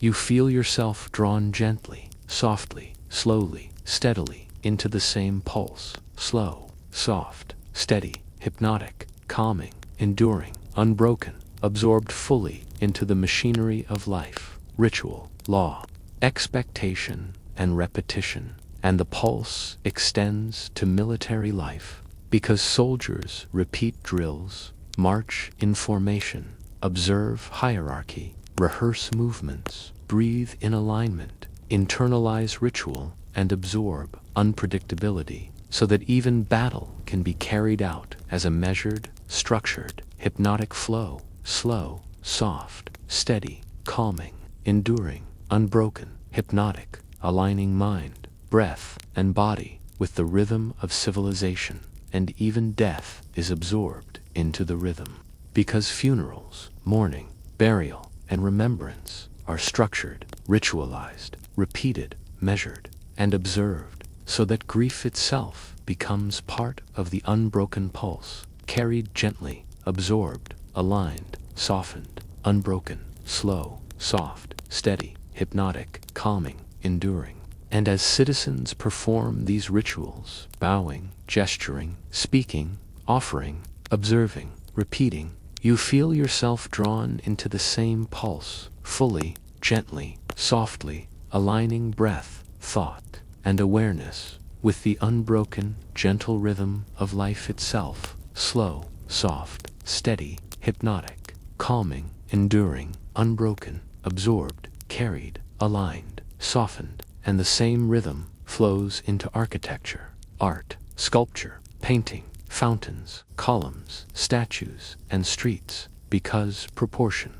symmetry, placement, and design guide movement, thought, perception, and awareness in alignment with repetition, ritual, hierarchy, and law. And as you walk through streets, temples, homes, baths, forums, markets, you notice the symmetry, echo, repetition, gesture, and rhythm, soft, slow, steady, hypnotic, calming, enduring, and the pulse of civilization enters fully, gently, aligning mind, body, and breath with the unbroken flow, slow, soft, steady, hypnotic, calming, enduring, unbroken, carrying thought, awareness, tension, gesture, and breath into rhythm, repetition, ritual, hierarchy, law, and expectation. And as you drift further into this imagined world, noticing streets, baths, temples, schools, households, forums, markets, citizens, families, rituals, festivals, ceremonies, gestures, tones, steps, words, and thoughts, you feel yourself absorbed fully, gently, softly, unbrokenly, hypnotically, slowly, aligning completely with the pulse, slow, soft, steady, calming, hypnotic, enduring, unbroken, carrying you effortlessly, softly, gently, slowly, steadily into complete, calm, hypnotic, enduring sleep, aligned with centuries, generations, and civilizations, slow, soft, steady, hypnotic, unbroken, gentle, enduring, calming, and as you rest, carried fully by the rhythm, all thought, tension, awareness, and effort dissolve into repetition, ritual, hierarchy, law, rhythm, pulse, and order, slow, soft, steady, hypnotic, unbroken, enduring, gentle, calming, and the pulse flows completely through mind, body, and breath, carrying you, cradling you, absorbing you fully, softly, gently, slowly, steadily, hypnotically, enduringly, unbroken, aligning every sense, every gesture, every thought, every breath with the slow, soft, steady, hypnotic, unbroken rhythm of civilization itself, slow, soft, steady, unbroken, calming, hypnotic, enduring, gentle, and finally, completely, you are absorbed, carried, cradled, and rested fully in the pulse, slow, soft, steady, hypnotic, unbroken, enduring, gentle, and carried into complete, calm, peaceful, soft, slow, steady, unbroken, hypnotic, enduring sleep. And as you continue drifting deeper into the quiet, hypnotic world of ancient Rome, notice how even the tiniest details of daily life are absorbed into the gentle, unbroken rhythm of civilization. Because in a city built to endure, every gesture, every word, every movement, every thought is subtly guided by repetition, ritual, hierarchy, law, and expectation.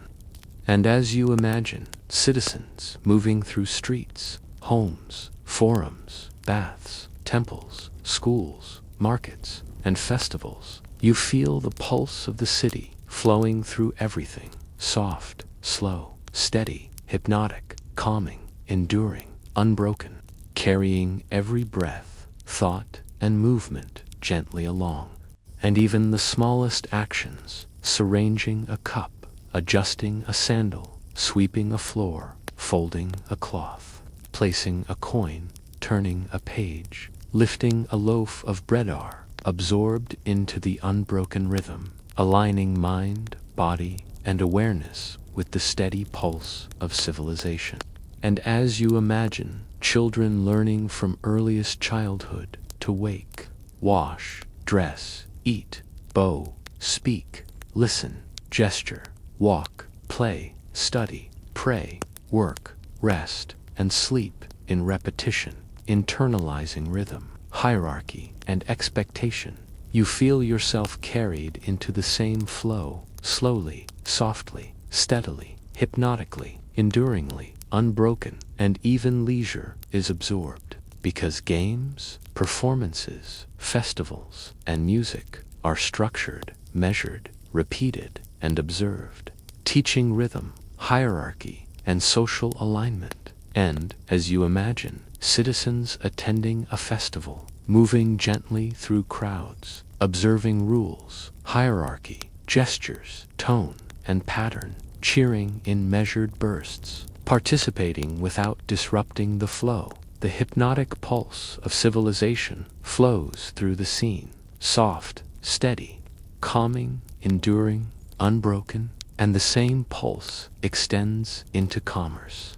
Because markets operate under schedules, standards, measures, and rituals, so that even trade, bargaining, recording, and accounting follow predictable repetition, aligning merchants, buyers, clerks, and observers with the invisible rhythm. And as you imagine coins counted, goods arranged, gestures precise, speech measured, exchange flowing in a quiet, soft rhythm, you feel the pulse permeating every interaction, soft, steady, slow, hypnotic, calming, enduring, unbroken, carrying life forward gently, steadily, hypnotically, absorbing unpredictability, aligning mind, body, and awareness with the unbroken rhythm of civilization itself. And even religion follows the same logic, because rituals, processions, sacrifices,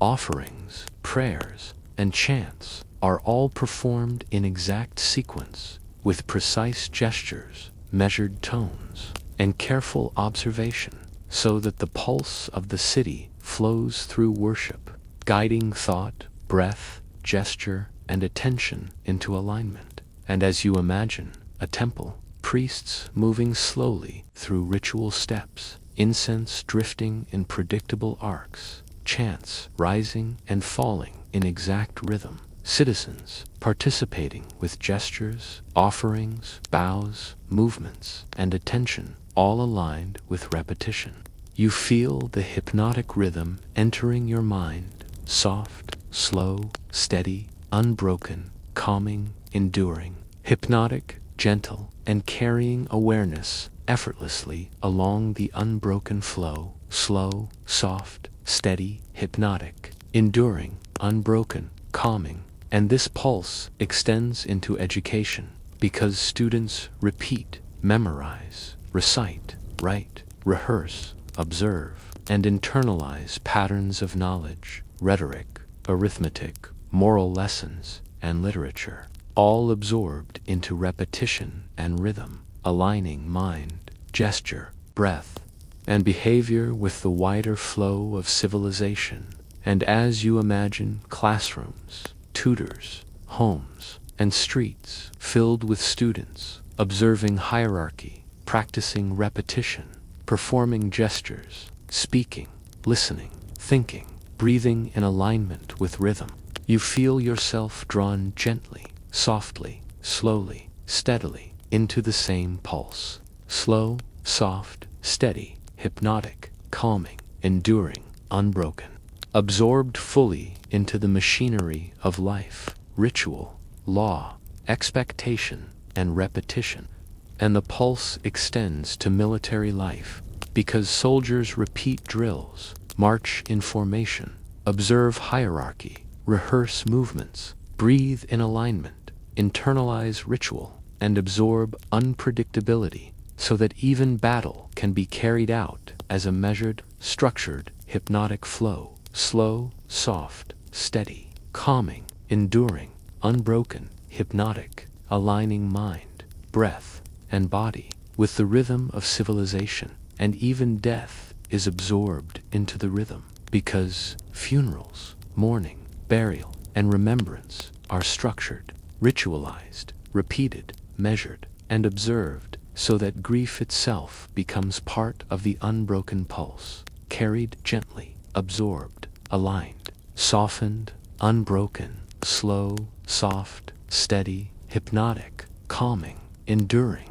And as citizens perform these rituals, bowing, gesturing, speaking, offering, observing, repeating, you feel yourself drawn into the same pulse, fully, gently, softly, aligning breath, thought, and awareness with the unbroken, gentle rhythm of life itself. Slow, soft, steady, hypnotic, calming, enduring, unbroken, absorbed, carried, aligned, softened. And the same rhythm flows into architecture, art, sculpture, painting, fountains, columns, statues, and streets, because proportion, symmetry, placement, and design guide movement, thought, perception, and awareness in alignment with repetition, ritual, hierarchy, and law. And as you walk through streets, temples, homes, baths, forums, markets, you notice the symmetry, echo, repetition, gesture, and rhythm, soft, slow, steady, hypnotic, calming, enduring, unbroken. And the pulse of civilization enters fully, gently, aligning mind, body, and breath with the unbroken flow. Slow, soft, steady, hypnotic, calming, enduring, unbroken, carrying thought, awareness, tension, gesture, and breath into rhythm, repetition, ritual, hierarchy, law, and expectation. And as you drift further into this imagined world, noticing streets, baths, temples, schools, households, forums, markets, citizens, families, rituals, festivals, ceremonies, gestures, tones, steps, words, and thoughts, you feel yourself absorbed fully, gently, softly, unbrokenly, hypnotically, slowly, aligning completely with the pulse. Slow, soft, steady, calming, hypnotic, enduring, unbroken, carrying you effortlessly, softly, gently, slowly, steadily into complete, calm, hypnotic, enduring sleep, aligned with centuries, generations, and civilizations. Slow, soft, steady, hypnotic, unbroken, gentle, enduring, calming. And as you rest, carried fully by the rhythm, all thought, tension, awareness, and effort dissolve into repetition, ritual, hierarchy, law, rhythm, pulse, and order. Slow, soft, steady, hypnotic, unbroken, enduring, gentle, calming. And the pulse flows completely through mind, body, and breath, carrying you, cradling you, absorbing you fully, softly, gently, slowly, steadily, hypnotically, enduringly, unbroken, aligning every sense, every gesture, every thought, every breath with the slow, soft, steady, hypnotic, unbroken rhythm of civilization itself. Slow, soft, steady, unbroken, calming, hypnotic, enduring, gentle, and finally, completely, you are absorbed, carried, cradled, and rested fully in the pulse. Slow, soft, steady, hypnotic, unbroken, enduring, gentle, calming, and carried into complete, calm, peaceful, soft, slow, steady, unbroken, hypnotic, enduring sleep.